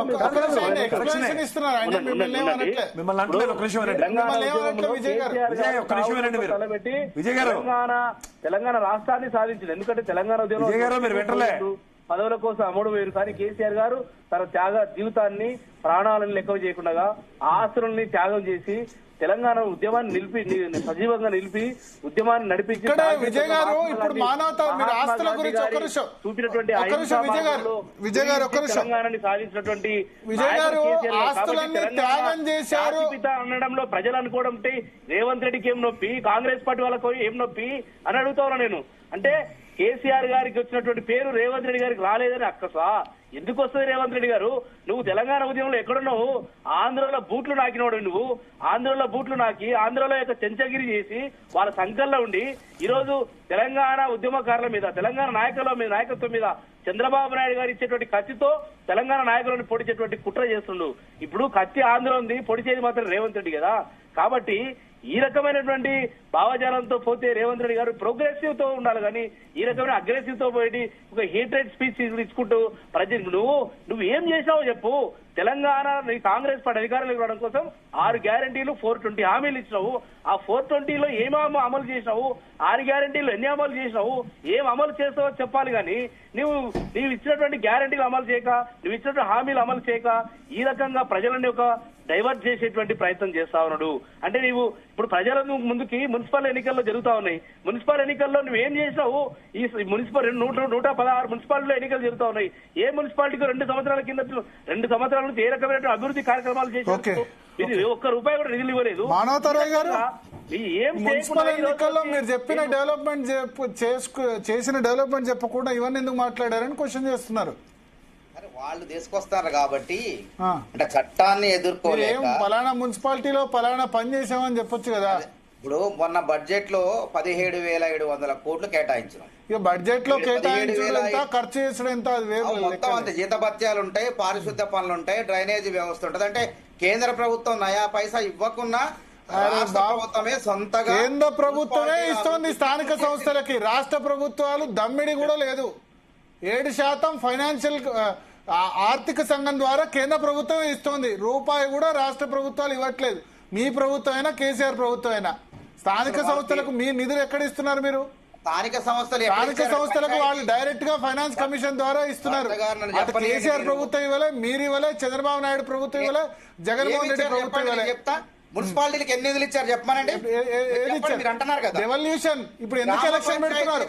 హడావుడిగా ఎందుకు ఎలక్షన్ పెడుతున్నారు? ఆ డెవల్యూషన్ పైసలు మిస్ అవుతాయని కదా. ఇంతవరకు గ్రామ పంచాయతీ ఎన్నికలు అయిపోయి గత ఆర్థిక సంవత్సరం రావాల్సిన డబ్బులు 2,500కే దిక్కులేదు. దరఖాస్తు చేసుకుంటే 1000 కోట్లు ఒకసారి, 1,500 కోట్లు ఇంకోసారి ఇస్తాను. సరే, ఇప్పుడు రేవంత్ రెడ్డి మాట్లాడిన లాంగ్వేజ్ మీరు బహిరంగ సభ పెట్టారు. మానవతరాయ్ గారు, ఇది ప్రభుత్వ సొమ్ముతో పెట్టిన బహిరంగ సభ. ఓకే, మీ పార్టీ బహిరంగ సభ కాదు. ఇది ప్రభుత్వ సొమ్ముతో డెవలప్మెంట్ వర్క్స్, ప్రభుత్వ సొమ్ముతో జనాన్ని తరలించిన బహిరంగ సభ.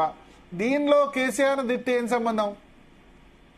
ప్రశ్నిస్తున్నా, తప్పేముంది? ప్రజలే చెప్తున్నారు జాతిపిత అని అబద్ధాలు ఆడుతున్నారు, దాని విలువలు దిగజారుస్తున్నారు అని మాట తప్పేముంది అందులో? ఒక ముఖ్యమంత్రిగా అది జాతిపిత అంటే మహాత్మా గాంధీ ఉంటాడు. బీహార్ జాతిపిత, తమిళనాడు జాతిపిత, కేరళ జాతిపిత. అసలు ఎవరు జాతిపిత లేరనండి. సుభాష్ చంద్రబోస్ చెప్పిండు, మహాత్మా అనే బిరుదును ఠాగూర్ ఇచ్చిండు. రవీంద్రనాథ్ ఠాగూర్ బిరుదు ప్రదానం చేసిండు. దేశ ప్రజల గుండెల్లో ఉన్నాడు బాపు మహాత్మా గాంధీ జాతిపిత. అరే దాన్ని పట్టుకుని ఆయన ఎక్కడ వీళ్ళు ఎక్కడ అసలు అంటన్నా నక్కకి నాగలోకానికి ఉన్నంత పోలిక ఉన్నది. ఇప్పుడు మీరు ఇంకేదో అనుకోండి, కానీ జాతిపిత అనే పదాన్ని వాడటం అనేది తప్పు. ఎవరు పడితే వాళ్ళు. దానికి ఎంత మహోత్తరమైన త్యాగం ఉండాల.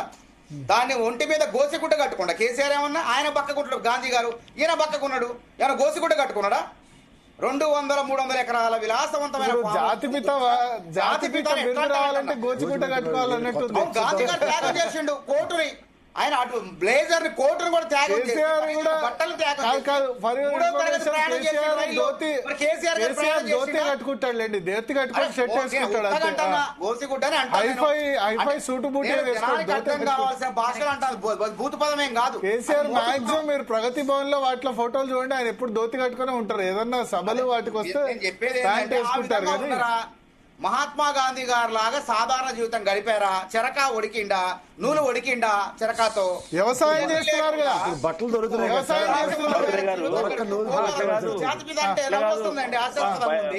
ఒంటి మీద బట్టలు లేకుండా చెనక ఉరుల్స్నే ఈ మహాత్మా పెట్టాలని ఎక్కడన్నా రూల్స్ ఫ్రేమ్ చేశారండి భారత ప్రభుత్వం? ఏమన్నా ఏం మాట్లాడుతున్నారు మీరు? నాకు అర్థం కాకరతా. ఇప్పుడు దళితుడిని ముఖ్యమంత్రి చేస్తా అని చెప్పి అయినా అట్లా కాదు. మనోహర్ గారు తెలంగాణ ఉద్యమంకి తన ప్రాణాన్ని లెక్క చేయకుండా, తెలంగాణ ఉద్యమంలో తన ప్రాణాన్ని లెక్క చేయకుండా పోరాటేటువంటి రేవంత్ రెడ్డి ఆందోళన ఉద్యమకారుల మీదకి రైతులు పెట్టుకుని తుపాకీ వీరులాగా వచ్చి జై తెలంగాణ అంటే తుపాకీతో కాలుస్తున్నటువంటి దుర్మార్గుడు రేవంత్ రెడ్డి. అలాంటి వ్యక్తి తెలంగాణ ముఖ్యమంత్రి ఉండడం దౌర్భాగ్యం. ఇది ఏం మాట్లాడుతున్నారు? నాకు అర్థం కాకరతా. ఏమంటున్నా జలాల గురించి మాట్లాడేటువంటి అసలు టీఎంసీలకు తేడా తెలుసు. అసలు రేవంత్ రెడ్డికి ఆలోచించిందా? ఇంతగా అవగాహన ఉన్నదా? చంద్రబాబు నాయుడుకి దారదత్తం చేసి కృష్ణా జలాలని, గోదావరి జలాలని బ్లాంకెట్ ఆర్డర్ ఇచ్చినట్టే ఇస్తాడా? ఆయన రేవంత్ రెడ్డి ఆయనకు అర్హత ఎక్కడుంది? ఒక్క నిమిషం కూడా ముఖ్యమంత్రి పదవి ఉండడానికి అర్హత లేదు రేవంత్ రెడ్డి గారికి. పంచాయతీ ఎన్నికల్లో కాదు. రేవంత్ రెడ్డి తెలంగాణ కోసం ఏం చేసిండు? తెలంగాణకి కేసీఆర్ సాధించిన తెలంగాణకి ముఖ్యమంత్రి అయిండు.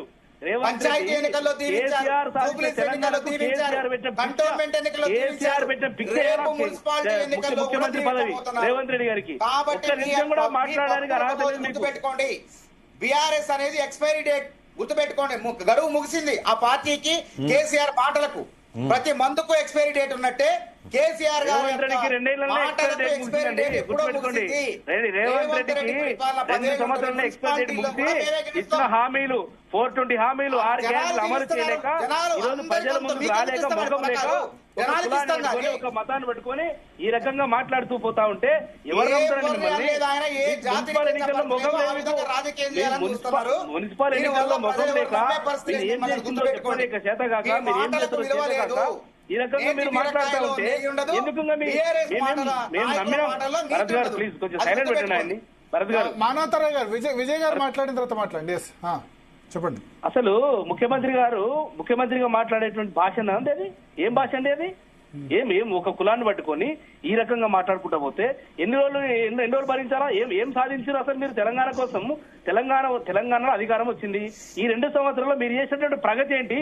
మీరు జిల్లాల వారిగా ఈ జిల్లాకి ఈ రకమైనటువంటి అభివృద్ధి ప్రణాళికలు ఇచ్చాము. ఇప్పుడు పాలమూరు జిల్లా నుంచి ముఖ్యమంత్రి అయిన అన్నాడు. పాలమూరు జిల్లాకి ఏం ఒరగబెట్టిండు ఆయన? ఇప్పుడు కొడంగల్ నియోజకవర్గం వికారాబాద్ జిల్లాకి ఏం ఈ యొక్క సంక్షేమ పథకాలను, ఈ అభివృద్ధి ప్రణాళికలు, ఈ రకమైన ఈ రోడ్లు వేసినాము, ఈ ప్రాజెక్టు వేసినాము, ఈ రకమైనటువంటి కొత్త ఇండ్లు కట్టినాము. ఏం చెప్తావు నువ్వు చెప్పింది? నువ్వు చేసేదంతా గుండు సున్నా. నీ యొక్క నిర్వాహకం వల్ల 60 సార్లు ఢిల్లీకి వెళ్లి ఈరోజు తెలంగాణకు గుండు సున్నా సాధించారండి. బడ్జెట్ లో ఏం సాధించారు మీరు? ఒక్క ప్రాజెక్టు ఇచ్చిందా మీకు తెలంగాణ కోసం? మీకు ఒక్క నిమిషం కూడా ముఖ్యమంత్రి పదవిలో ఉండడానికి అర్హతనే లేదు రేవంత్ రెడ్డి గారికి. నువ్వు ఈ బడ్జెట్ ప్రిపరేటరీ మీటింగ్ లో ఎంపీలకు మార్గదర్శనం చేయకుండా, ఢిల్లీలో తెలంగాణ హక్కులు కొట్లాడకుండా నువ్వు అమెరికాలో వెళ్ళి నీ యొక్క ఎంజాయ్ విలాసవంతమైన జీవితాలకి పాల్పడతా ఉంటే నీకు ముఖ్యమంత్రి ఉండడానికి అర్హత ఎక్కడిది నీకు? నువ్వు మళ్ళీ ఎలా పెద్ద ఏదో ఉద్ధరించిన లాగా ఆడ పోయి మిర్యాలగూడలో పోయి ఏదో మాట్లాడుతున్నావు. నీకు ఎంత దౌర్భాగ్యం అంటే తెలంగాణ ప్రజల దురదృష్టం ఇలాంటి వ్యక్తి ముఖ్యమంత్రి కావడం. నిజంగా చెప్పాలంటే కడుపు రగిలిపోతా ఉంది. ఏం సాధించి నువ్వు నల్గొండ జిల్లాకి ఏం సాధించినావు? నువ్వు ఏ ప్రాజెక్ట్ ఇచ్చినావు చెప్పండి. నీ ఖమ్మం జిల్లా ఉంది, ఖమ్మం జిల్లాకి ఏం ప్రాజెక్ట్ ఇచ్చినావు? నీ కరీంనగర్ జిల్లా ఉంది, కరీంనగర్ జిల్లాకి తెలంగాణలో 33 జిల్లాలు ఉంటాయి. 33 జిల్లాలకు ఏ జిల్లాకు ఏ ఒక్క ప్రాజెక్టు ఇవ్వలేదు, ఒక అభివృద్ధి ప్రణాళిక ఇవ్వలేదు, ఒక రోడ్డు ఇవ్వలేదు. కానీ ఈ రోజు 3 లక్షల కోట్లు అప్పులు చేసి ఈ రోజు మంత్రులు అందరూ కలిసి ఒక దండుపాల ముఠాలకు వెళ్ళి ఒక అచ్చొచ్చిన ఆంబోతులకు దోచుకుంటా ఉన్నారు. ఇలా మంత్రుల పంపకాల వాటాలు వచ్చి పంచాయతీలు వచ్చి రోడ్ల మీదకి వచ్చి కొట్లాడుకుంటా ఉన్నారు. ప్రజలు నవ్వుతా ఉన్నారు. ఇవాళ దీనికోసం మీరు కాంగ్రెస్ పార్టీ అధికారంలోకి వచ్చింది. మీరు దోచుకోవడం కోసం మీ సంపద 2000 ఎకరాలు సంపాదించిన కొన్నారండి ముఖ్యమంత్రి గారి కుటుంబము. ఎక్కడి నుంచి వచ్చి 2000 ఎకరాలు 2 సంవత్సరాలు 2000 ఎకరాలు భరత్ గారు ఆయన అంటాడు కదా, కేసీఆర్ గారి నివాసం ఉందండి నందినగర్ లో ఉంది, బంజారా హిల్స్ లో. కేసీఆర్ గారి నివాసానికి మీ జీతలు కెమెరాను పంపించండి. అక్కడ జూబ్లీ హిల్స్ పెద్దమ్మ కూడా ఉన్నటువంటి ముఖ్యమంత్రి గారి ఇల్లు జూబ్లీ హిల్స్ ప్యాలెస్ ఉంది. ఆ ప్యాలెస్ కి ఇంటికి చూపించండి. అది గొప్పగా ఉంది, ఇది గొప్పగా మీకే తెలుస్తుంది. వాస్తవాలు ప్రజలకు తెలుస్తాయి. లైవ్ పెట్టండి, అక్కడ ఒక కెమెరా పెట్టండి. నీ ఫామ్ హౌస్ ఎక్కడ? కేసీఆర్ గారికి ఉందో భూమి ఉంది, ఆ భూమిలో వ్యవసాయం చేసుకుంటుంటే రేవంత్ రెడ్డి గారు రియల్ ఎస్టేట్ బ్రోకర్ అవతారం ఎత్తి 2000 ఎకరాలు ఏదైనా భూమిలో కబ్జా చేసిందండి. ఎవరు చెప్పాలి దానికి?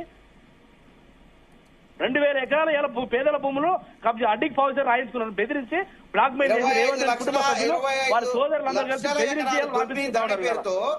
ఇలా భూములన్నీ భూభారత్ వచ్చి అవినీతి ఎంత క్యాంప్ పెట్టవచ్చు. భూభారతి కేసులు అయితే ఉన్నాయండి. ఈ విధంగా డ్రామాలు ఆడుతున్నారు. ఈ అంశాలను పక్కదారి పట్టిస్తారు. వీళ్ళే పక్కదారి పట్టి దొంగ అన్నట్టుంది వీళ్ళ కథ మొత్తం కూడా. మీరు పెద్ద మున్సిపల్ ఎన్నికల్లో మున్సిపాలిటీలో ప్రజలే సమాధానం చెప్తారు. వీళ్ళ బుద్ధి మారట్లేదు, ఓడిపోయినా వీళ్ళ బుద్ధి మారట్లేదు. ఎలక తోలు తెచ్చి ఎందాక రుద్దినా నలుపు నలిపే గాని తెలుపు కాదు. అది కేసీఆర్ గారి యొక్క పార్టీ నైజం. సరే వీళ్ళ వైఖరి వంకర ఉన్నప్పుడు కుక్క ఎన్ని రకాల కర్రలు వేసి కట్టినా అది చక్క కాదు. అనేది ఇప్పటిదాకా మామూలు చిన్న అన్నారు కదా, కొండను దోవి ఎలకన పట్టలేదు అన్నారు కదా. కొండను దోవి మార్చి లోపు ఎలకన కాదు పంది కొక్కులను పట్టబోతున్నారు పోలీసు వాళ్ళు. గుర్తుపెట్టుకోండి, అసలు పంది కొక్కులు పట్టబోతున్నారు తెలుసుకోండి మీరు. కాదండి మానవతరావు గారు, ఏదైనా ఎలక బాబోతే పందికొక్కే తప్ప అసలైన దోషులను పట్టుకుంటామని మాత్రం అధికారికంగా మీరు చెప్పరు. పందికొక్క అంటే అర్థమైంది, అసలు సూత్రధారులు మీరు పందికొక్క అంటే అర్థమైంది. అసలు సూత్రధారులు పట్టుకోబోతున్నారు. ఎప్పుడు మంది ఫోన్లు, మంది కొంపలు ఆర్చిన ఫోన్లు మంది కొంపలు ఆర్చిన వాళ్ళ భాగవతం బట్టబయలు కాబోతుంది. అదేనండి మానవతరావు గారు, వెనకటి చెప్పినట నేను లేస్తే మనిషిని కాదని. ఎప్పుడు లేస్తామని అడిగితే సమాధానం మాత్రం ఉండేది కాదు. 2 సంవత్సరాలు పొద్దయింది. ఆ దిక్కుమాల ఫోన్ ట్యాపింగ్ మన నెత్తికి పెట్టి పని పాటు లేకుండా ఊరికే సాక్షుల కింద పిలుస్తాను రా. మీరు అనుకుంటున్నట్టు వాళ్ళందరినీ సాక్షుల కింద పిలిచి ముద్దాయిలు ఎప్పుడు అవుతారండి? సాక్షుల కింద పిలిచిన వాళ్ళు ఏమైనా అర్థం ఉందా? చెప్పిన సాక్ష్యమే మీకు చట్టం అంటే ఏ ముద్దాయిలు వేరండి. సాక్షుల కింద నాకు తెలిసి హరీష్ రావు గారిని, కేటీఆర్ గారిని, సంతోష్ రావు గారిని, కేసీఆర్ గారిని సాక్షుల కింద పిలిచారు. సాక్షుల కింద పిలిచారు, ముద్దాయిలు ఎలా అవుతారు? బీఆర్ఎస్ పార్టీ విశ్లేషకులు గారు సబ్జెక్ట్ మారండి సార్, సబ్జెక్ట్ మారమని అడిగిన ప్రశ్నకి సమాధానం చెప్పండి. నేను బీఆర్ఎస్ విశ్లేషకుడిని ఏదో తర్వాత చూడొచ్చు. ముందు దీనికి సమాధానం చెప్పండి.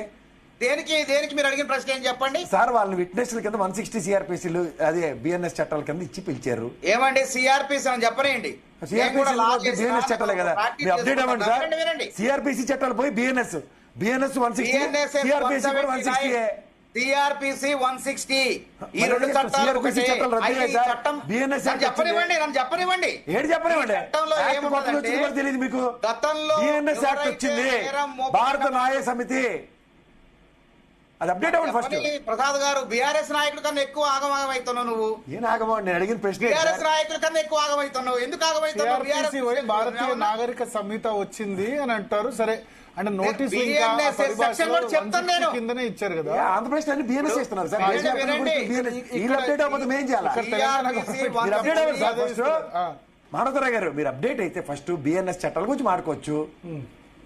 నేను బిఎన్ఎస్ అని అదే సిఆర్పిసి అయితే అదే బిఎన్ఎస్ఎస్ అయితే 179 బిఎన్ఎస్ఎస్ భారతీయ నాగరిక సురక్ష సంహిత 179 సిఆర్పిసి 160 అవుతుంది. అంటే ఇది అందరూ ఏమంటారు, సాక్షులు అమాయకంగా మాట్లాడుతున్నారు సాక్షులని. ఈ సాక్షులు కాదు, నిజాలు రాబట్టేందుకు పోలీస్ అధికారి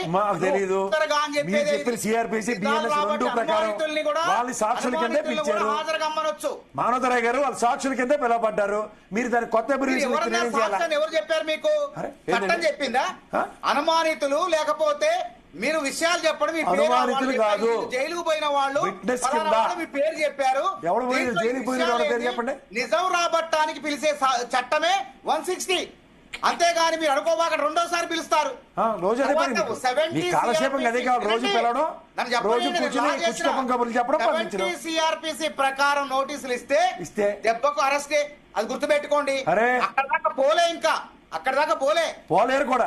మార్చిలో పోద్ది, పండుగ. మీరు అందులో బయటపడతారు. నాయకుల కన్నా ఎక్కువ కంగారు పడుతున్నారు విశ్లేషకుడు. కంగారు పడట్లేదు సార్, ప్రతిదీ ఫాలో అవుతాను. ఏంటి తెలంగాణ బీఆర్ఎస్ లో చేరారా మీరు? మీలాగా నేను మళ్ళీ బయటికి రాలేదు.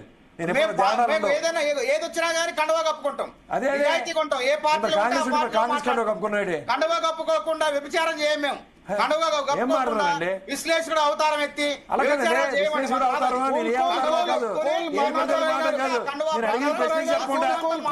పిలిచారంటే ఏం మాట్లాడారండి? నాకు అర్థం కాదు. అరెస్ట్ చేయొచ్చు, అరెస్ట్ చేయలేపారండి. అదే రోజు ఇంకో రోజు విచారణకు రావాలి నోటీస్ ఇవ్వచ్చు కదా. అదే మీరు చేయరట. మేము కూర్చునే రోజు పంచాయతీలు. ఏం మానవతరావు గారు? ఏం మాట్లాడతాడు? కూల్ మీరు ఎందుకంటే ఏం మాట్లాడతాం కాలేను. దయచేసి కండవాలు వేసుకొని డిబేట్ లో కూర్చోండి. కండవాలు ఏంటి నాకు అర్థం కాదు. అంటే మీరు విశ్లేషకుడు, బీఆర్ఎస్ విశ్లేషకుడా లేకుంటే మామూలు జనరల్ విశ్లేషకుడు? అంటే మాట్లాడతాడు. అలా అయితే మీరు బీఆర్ఎస్ పార్టీ నుంచి కాంగ్రెస్ లో జాయిన్ అయ్యి ఎలాగైనా బీఆర్ఎస్ పార్టీని తిట్టేసి కాంగ్రెస్ లో ఉనికి నిలబెట్టుకోవడానికి ప్రయత్నిస్తారా? అభివృద్ధిని ఏం మాట్లాడారండి మానవతరావు గారు? కూడా రెండు లేవనెత్తు. అభివృద్ధి చెప్పండి. సంక్షేమం ప్రజలకు ఇస్తారని 6 బుల్లెట్లు ఏవి మాట్లాడతారు? 420 ఇచ్చారు హామీలు, ఏవి? అవేమి మాట్లాడరు. జిల్లాల వారీగా అభివృద్ధి ఒకటి చెప్పండి. మీరు జిల్లాల వారీగా అభివృద్ధి చెప్పండి సార్. 33 జిల్లాలవి. జీవన్ రెడ్డి గారి పంచాయతీ తేల్చండి చూద్దాం. ఏది అన్ని గుణవిందగంటి సామెతలాగా అన్ని నలుపంతా మీ దగ్గర పెట్టుకోండి. మమ్మల్ని విశ్లేషకులు కాదు బీఆర్ఎస్ పార్టీ. ఏంది నాకు అర్థం కాదు.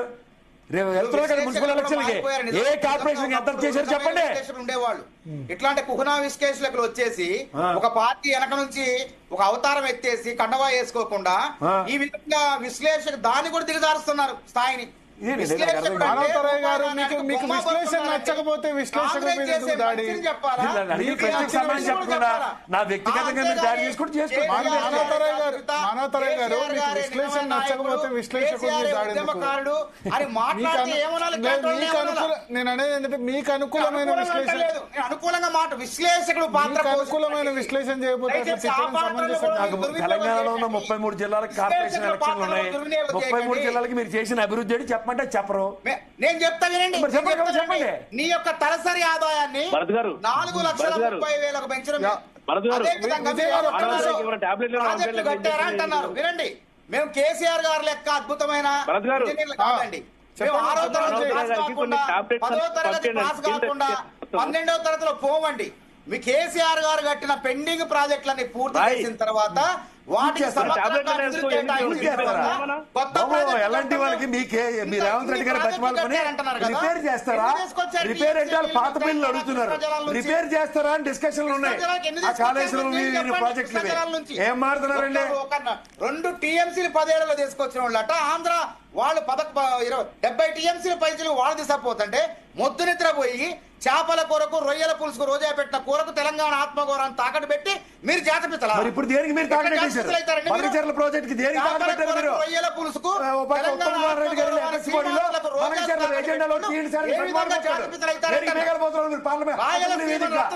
అసెంబ్లీ వేదిక రేవంత్ రెడ్డి గారు మాట్లాడిన మాటకి ఉత్తమ్ కుమార్ రెడ్డి గారు అపెక్స్ బాడీలో మాట్లాడడానికి కాంట్రడిక్షన్. ప్రసాద్ గారు మీరు బీఆర్ఎస్ నాయకుడు లెక్క మాట్లాడారు. మీకు నచ్చినట్టు మాట్లాడకపోతే అట్లా ఉత్తమ్ కుమార్ రెడ్డి గారు అపెక్స్ బాడీ మీటింగ్ లో బనకచర్ల ఎజెండాలో కనుక్కోండి. అప్డేట్ 2010 నుంచి డిబేట్లు చేస్తున్నా. విశ్లేషకుడు అనేవాడు ఇట్లా ఉండరు ఎవరు కూడా. విశ్లేషకుడు అనేవాడు నేను అనేది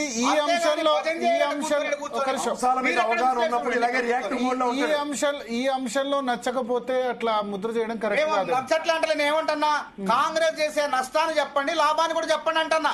మంచి చెప్పండి అంటున్నా. అసెంబ్లీ వేదికగా రేవంత్ రెడ్డి గారు కాంగ్రెస్ పార్టీ ఇస్తుంది. 3,10,00,000 మందికి రేషన్ కార్డులు ఇచ్చింది. ఇలా శ్రీమంతులు దీని గురించి మాట్లాడారా? ఎంతకి కేసీఆర్ ఇచ్చిన భజన చేయటం తప్ప ఇంకొకటి లేదు. ఇది విశ్లేషణ అన్నారు. దీన్ని నిజమైన విశ్లేషణలు చచ్చిపోయారండి. తెలంగాణ డిబేట్లలో నిజమైన విశ్లేషకులు చచ్చిపోయారు. ఇప్పుడు వాళ్ళందరూ చచ్చిపోయారు.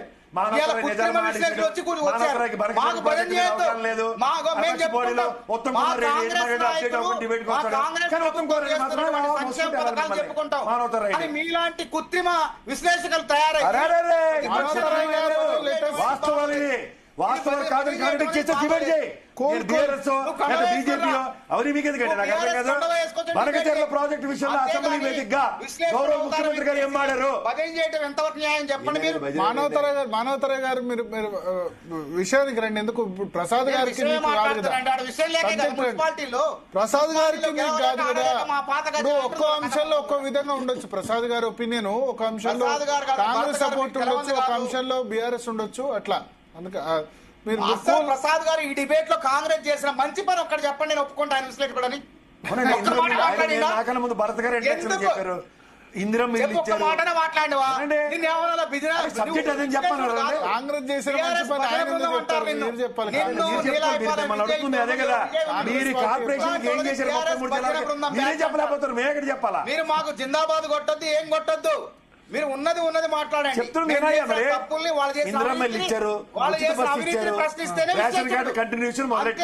లక్షల కోట్లు లూటీ సర్వే అని పెట్టారు.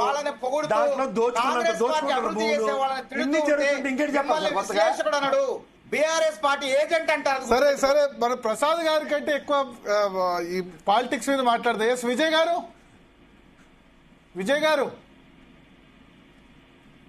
ఉన్నారా? విజయ్ గారు వినబడుతుందా? భరత్ గారు సుదీర్ఘంగా అయింది. విజయ్ గారు చెప్పండి. మీరు ఇందాక ఏదో అంటారు, ఏదో టాబ్లెట్స్ వినబడలేదు. కొన్ని టాబ్లెట్స్ లేకపోతే ఇంజక్షన్ లో పంపించండి. మరి పూర్తి ఏంటది? ఎవరు కావాలండి? ఇనో గానీ లేకుంటే మీకు పెరిగిపోతున్న గ్యాస్ ఉంది కదా, అసహనం ఉంది కదా, దాన్ని తగ్గించుకోవడానికి మీకు ఆ గ్యాస్ తగ్గించుకోవడానికి సోడానో దాగండి కాస్త. లేదు స్టూడియోలో లేరు సార్, మీరే వీలైతే ర్యాపిడో ఏదో బుక్ చేసి పంపించండి మానవతరాకి. పంపేయండి, మీరు తాగండి. భజన ప్రసాద్, బీఆర్ఎస్ భజన ప్రసాద్ అంటే బాగుంటది. నిన్ను బీఆర్ఎస్ భజన ప్రసాద్ దయచేసి నువ్వు కండవా వేసుకొని మాట్లాడు. ప్లీజ్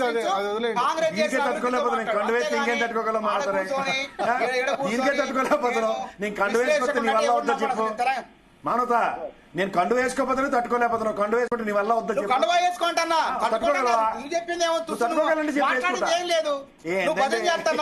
కేసీఆర్ రాష్ట్రం మొత్తం కూడా ద్రోహి అంటే నువ్వు నీతివంతుడు అంటున్నావు. విశ్లేషకుడు ఆ మాట ద్రోహి అంటే విశ్లేషకుడు చేసే తప్పుల్ని కేసీఆర్ ద్రోహి అన్నా విశ్లేషకుడు తప్పే కదా. కేసీఆర్ భజన చేయడం తప్ప నీకు ఇంకో పని లేదు ఇక్కడ, అర్థమైపోయింది. నిజమైన విశ్లేషకుడు అయితే కాంగ్రెస్ చేసేదాన్ని మాట్లాడుతారు, బీఆర్ఎస్ చేసిన అవినీతి గురించి ఇందాక నుంచి అడుగుతుంది. మీరు ఏం చేసేది చెప్పండి బాబా అంటే అది తప్పండి. అది చెప్పారు కదా, వీళ్ళు చేసిన లూటీని అప్పుల్ని రాష్ట్రాన్ని అభివృద్ధి పదాలు నడిపేందుకు ఇలా గాడిలో పెట్టాం. అదే విధంగా ఇలా గురుకులాల్లో దాదాపు మీద ఎక్కించిన గాడి కాదన్నా, గాడిద మీద ఎక్కించిన రాష్ట్రాన్ని. ఎవరు గాడిద మీద ఎక్కించిన? విశ్లేషకుడు అయిపో జోకర్ అయితే వారు డిబేట్ లో కూర్చొని విశ్లేషకుడు తెలియక అడుగుతారు. బడ్జెట్ సమావేశంలో ఎంపీలకి ఎవరు బ్రీఫింగ్ ఇచ్చిండు, వాళ్ళు అడిగి ఏం తీసుకొచ్చిండ్రు అది మాట్లాడు అంటే నీకు ఇది హాస్యాస్పదం. విజయ్ గారు మాట్లాడే మాట మానవతర గారు, మీరు ఉస్మానియా విశ్వవిద్యాలయంలో చదువుకున్నారు, మాతో పాటు ఉద్యోగంలో ఉన్నారు. ఉస్మానియా యూనివర్సిటీ పరువు తీయకండి. ఏం భాష మీరు తీస్తున్నారు? పరువు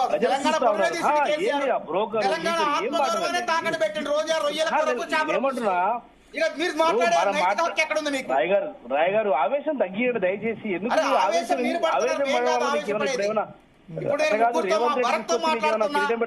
బీఆర్ఎస్ భజన బృందం ప్రసాద్ తో మాట్లాడుతున్నా, బీఆర్ఎస్ నాయకుడు నీతో మాట్లాడుతున్నా, ఒక మనిషి నలుగురికి సమాధానం చెప్తున్నా. అది గుర్తుపెట్టు. ఎందుకు అట్లా ఉరులుతున్నావు? ఉర్లకు ఎందుకు ఉరలటం కాదు, ఇప్పుడు వెధవేషాలు వేస్తే ఊరలాల్సి వస్తుంది. ప్రజలు చూసే వారికి కొందరైనా ఇబ్బెట్టుగా ఉంటది. దయచేసి మనం చదువుకున్న వాళ్ళం, మీ పట్ల ఉన్నది అసహ్యం ప్రజలు మీ పట్ల పడుతున్నారు. ప్రజలకు మనం పట్ల ఒక గౌరవ భావం పెరగాలి. కానీ లక్షల కోట్లు లూటీ చేసి ఇవాళ మేము సత్యహరిశ్చంద్రం అంటే ప్రజలు నమ్ముతారా? చెప్పండి. జాతిపిత ఓకే, మీరు కేసీఆర్ జాతిపిత కాదని ఏమన్నా పర్లేదు, బట్ ఓకే కేసీఆర్ జాతిపిత కాదన్న హక్కు డెఫినెట్ గా ఉంది, మీకు అట్లేం లేదు. కాంగ్రెస్ పార్టీ ఇచ్చినటువంటి హామీలు 420లు గ్యారంటీలు దీని మీద మీరు మాట్లాడండి.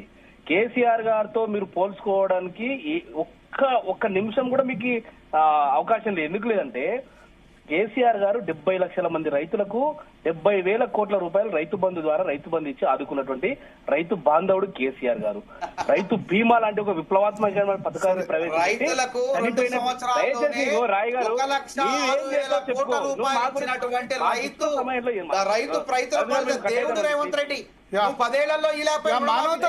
మళ్ళీ మధ్యలో వస్తున్నారు. వీళ్ళు 1,00,000 రూపాయలు రుణమాఫీ చేయాలి, మిత్తి మాఫీ చేశారు. 2 లక్షల రుణమాఫీ 25 లక్షల రైతుల ఖాతాల్లో 26,650 ఆయన అంటారు మీరు ముగ్గురు నేను ఒక్కడిని అంటారు కదా. రేవంత్ రెడ్డి 70 లక్షల మంది రైతుల ఖాతాల్లో రైతు భరోసా 21,000 కోట్లు వేసినటువంటి గృహజ్యోతి పథకం కింద 50 లక్షల మందికి 200 యూనిట్ల ఉచిత విద్యుత్ ఇస్తున్నాం.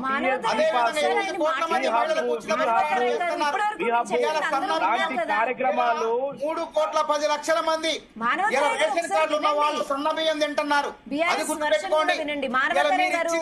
చేసింది ఘోరంతా, చెప్పుకునేది కొండంతా. భరత్ గారు ఆయన కంట్రోల్ చేయలేకపోతే మాలాంటి మాట్లాడండి విజయ్ గారు, మాట్లాడితే మిమ్మల్ని మాట్లాడండి విజయ్ గారు మాట్లాడండి. విజయ్ గారు చెప్పండి. బీఆర్ఎస్ పార్టీ అధికారంలో ఉన్నప్పుడు Rythu Bandhu, Rythu Bima, Kalyana Lakshmi, Shaadi Mubarak, TS iPASS, TS B pass, KCR kit, రకరకాలైనటువంటి సంక్షేమ పథకాలతో ఈ రాష్ట్రాన్ని అద్భుతమైనటువంటి ప్రగతిలో తీసుకెళ్లిందని మొన్న 30వ తారీఖులో ఇచ్చినటువంటి సర్వే, సామాజిక సర్వే 2026 సంవత్సరం సర్వేకి సంబంధించింది కూడా ఈ రాష్ట్రంలో 2014లో కాంగ్రెస్ పార్టీ అధికారంలోకి పోయే వరకు, బీఆర్ఎస్ పార్టీ అధికారంలోకి వచ్చే వరకు 1,30,01,00,000 ఎకరాలకు సాగునీరు పారుతా ఉంటే 2023 కేసీఆర్ గారు దిగిపోయే వరకు 2,21,00,000 ఎకరాలకు సాగునీరు పారించినటువంటి ఘనత కేసీఆర్ గారిదండి. 89 లక్షల కొత్త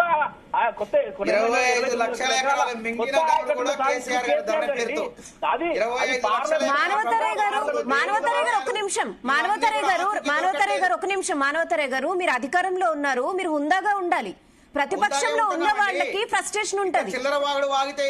కేసీఆర్ ప్రతిపక్షంలో ఉన్నప్పుడు ఒకలా మాట్లాడారు, అధికారంలో ఉన్నప్పుడు ఒకలా మాట్లాడారు. సార్ ఫస్ట్ అనాలిసిస్ లో అదే విషయం చెప్పారు. మీరు ఆ హుందాతనం మెయింటైన్ చేయట్లేదు. ఇప్పుడు కూడా మీరు వాళ్ళు ముగ్గురు నిజంగా వాళ్ళు ఫ్రస్ట్రేషన్ లో ఉంటారు, ప్రతిపక్షంలో ఉన్నారు. మీరు అధికారంలో ఉన్నప్పుడు ఎంతో హుందాగా బిహేవ్ చేయాలి. అందరినీ అందరూ మిమ్మల్ని మీరు అంటున్నారు, మీరు సింగులర్ మాట్లాడుతున్నారు, కరెక్ట్ కాదు. మాకు వచ్చిన ఇబ్బందే లేదు. పాపం వాళ్ళు రకరకాల పాటలు పడుతున్నారు, సమాధానం చెప్పాలండి, పెట్టుకుంటున్నారు, కృత్రిమ విశ్లేషకులు పెట్టుకొని రకరకాల పాటలు పడతారు వాళ్ళు. పాపం వాళ్ళు ఒకసారి బీజేపీ వెర్షన్ తీసుకుందాం. ఫైనల్ గా క్లోజ్ చేసే ముందు 2 minutes నర్రార్ వేణుగోపాల్ రెడ్డి గారు క్లోజ్ చేద్దాం. 2 minutes లేడీ చాలా లేట్ అయింది. నర్రార్ వేణుగోపాల్ రెడ్డి గారు రేవంత్ రెడ్డి కామెంట్ చూసారా కేసీఆర్ మీద? నేను వరంగల్ నుంచి ఇప్పుడే వచ్చాను. చెప్పారు ఇది జాతిపిత మీద మాట్లాడారు. ఎవరికి నువ్వు జాతిపిత అని మాట్లాడారు. వెలమ ఎమ్మెల్యేలు అందరూ పేర్లు తీసుకున్నారు. బీఆర్ఎస్ లో ఉన్న వాళ్ళు ఎర్రబెల్లి దయాకర్ రావు అంటే వెలమ సామాజిక వర్గానికి సంబంధించిన ఎమ్మెల్యే అందరు తీసుకుని వాళ్ళందరికీ నువ్వు జాతిపితవా అని అన్నారు. సో దాని మీద మీ రియాక్షన్? క్లోజ్ చేయాలి, ఓన్లీ 2 minutes. 2 minutes మాట్లాడతా. ఏం లేదు, ఒక కులం పేరు తీసుకొని మాట్లాడడం కరెక్ట్ కాదు. ముఖ్యమంత్రిగా అందరికి ముఖ్యమంత్రి ఆయన అట్లాంటి వ్యక్తి ఒక కులం పేరు తీసుకొని ఆ విధంగా దుర్భాష ఆడడం కరెక్ట్ గా. రెండోది జాతిపిత అనే విషయం ఏదైతే ఉన్నదో, ఇప్పుడు తెలంగాణ తల్లి అంటాను, జాతిపిత అనేది తెలంగాణ జాతిపిత, ఆ జాతిపితలు ఏమి ఉండరు. మేము భారత మాతకు చేయండి. కాబట్టి ఇవన్నీ పడికట్టు పదాలతోని ఎవరు నెక్స్ట్ వారు కేసీఆర్ గారు గౌరవిస్తాం, తెలంగాణకు నాయకత్వం వహించిండు, తెలంగాణ రాష్ట్రం సాధించిండు, వారిని గౌరవించాలి. దాంట్లో రెండో అభిప్రాయం లేదు. తెలంగాణ ఎవరు ఒప్పుకున్నా పార్టీలకు అతీతంగా తెలంగాణ రాష్ట్రాన్ని తీసుకొచ్చిన దాంట్లో ప్రథమ వ్యక్తిగా కేసీఆర్ గారిగా గౌరవం ఇవ్వాల్సిందే, ఇస్తాం. కానీ ఆ విధంగా దుర్భాషలాడడం కానీ వీళ్ళు జాతిపిత అని ఎక్స్పోజ్ చేసుకోవడం కానీ రెండూ కరెక్ట్ కాదు. ఇది నా అభిప్రాయం. ఓకే ఓకే, ఎందుకంటే థ్యాంక్ యూ. మీ అభిప్రాయం కూడా ఆల్మోస్ట్ నాది కూడా సిమిలర్ అభిప్రాయం. థ్యాంక్ యూ మానవతారాయ్ గారు, కుర్వా విజయ్ గారు, అంతకుముందు జాయిన్ అయిన శరత్ గారు, అదేవిధంగా వి ప్రకాష్ గారు, అదేవిధంగా స్టూడియోకి వచ్చిన కేఎస్ ప్రసాద్ గారు. సో మొత్తం రెహానా ఒకటి ఫైనల్ గా చెప్పాల్సిందంటే, జాతిపిత కాదు కేసీఆర్ అనేందుకు సర్వ హక్కులు కాంగ్రెస్ పార్టీకి ఉన్నాయి, బీజేపీకి ఉన్నాయి, ఇది ఉన్నాయి. నా ఆబ్జెక్షన్ అలా ఎవనికి రా నువ్వు జాతిపిత రా అనే వర్డ్ యూజ్ చేయకూడదు ముఖ్యమంత్రి. గతంలో నరేంద్ర మోడీ పట్ల కూడా కేసీఆర్ ఒక సందర్భంలో అంటే నేను అట్లా అనలేదు అని ఆయన ఇచ్చారు. సో ఇప్పుడు రేవంత్ రెడ్డి కూడా నా ఉద్దేశంలో ఎవరికి రా అని నేను అనలేదు, స్లిప్ ఆఫ్ టంగ్, మనసులో అయినాక స్లిప్ ఆఫ్ టంగ్ జరుగుద్ది. అది నేనైనా మీదైనా ఇంకెవరైనా చెప్తే తప్పేం లేదు, నేను అట్లా అని ఉండాల్సింది కాదంటే పర్లేదు. పైగా ఆయన వెలుమ ఎమ్మెల్యేలందరూ కూడా లాస్ట్ 1 వీక్ గా టార్గెట్ చేస్తున్నారు. వెలుమ ఎమ్మెల్యే వెళ్ళినప్పుడు మీ పార్టీలో కూడా 7 ఎమ్మెల్యే ఉన్నారు, మరి వాళ్ళందరూ కూడా జాతిపిత కేసీఆరా? అంతేనా? అంటే ఇక వెల్మ జాతి మొత్తం టీఆర్ఎస్, కాంగ్రెస్ కి అక్కర్లేదు. అక్కకపోతే 7 ఎమ్మెల్యేలు పంపించేసేయండి బీఆర్ఎస్ కు, అంతే కదా. విజయ రమణారావును, ప్రేమ్ సాగర్ రావును, జూపల్లి కృష్ణారావును వాళ్ళందరూ కేసీఆర్ పంపించేసేయండి. అట్లీస్ట్ వెలమ జాతికైనా జాతిపిత అనేది ఒప్పుకున్నట్టే కదా. అల్టిమేట్ గా ఇవన్నీ దేనికి లీడ్ తీస్తాయి? మంచికి లీడ్ ఇవ్వవు కదా. కులాల చర్చ, ఈ చర్చ, అది ప్లస్ మాట్లాడిన భాష. ముఖ్యమంత్రి ఇప్పుడు కేటీఆర్ ఒక మాటలో కొట్టేశారు, 5 రోజులు హార్వర్డ్ స్కూల్ కాదు, నువ్వు 500 రోజులు నేర్చుకున్న సంస్కారం రాదని చెప్పి. సో అంతే కదా అనుకుంటారు కదా. సో ఇంకేమంటే నెక్స్ట్ 3 years ఉంది రేవంత్ రెడ్డికి. ఈ ఏమంటారంటే వర్క్ షుడ్ స్పీక్, మాటలు తక్కువ. కేసీఆర్ కూడా మీకు ముఖ్యమంత్రిగా ఉన్నప్పుడు 3 నెలలు 4 నెలలకు ఒకసారి మీడియా ముందుకు వచ్చేవాడు, వచ్చినప్పుడు అన్ని 2 గంటలు మాట్లాడేవాడు. So our work should speak first rather than ఇవన్నీ కూడా.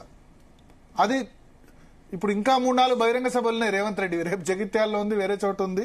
సో ఇట్లా మాట్లాడరని మనం ఆశిద్దాం, అంతగా ఆశించడం మించి మనం ఏం చేయలేం. Okay Bharat, thanks for the analysis. So ఇది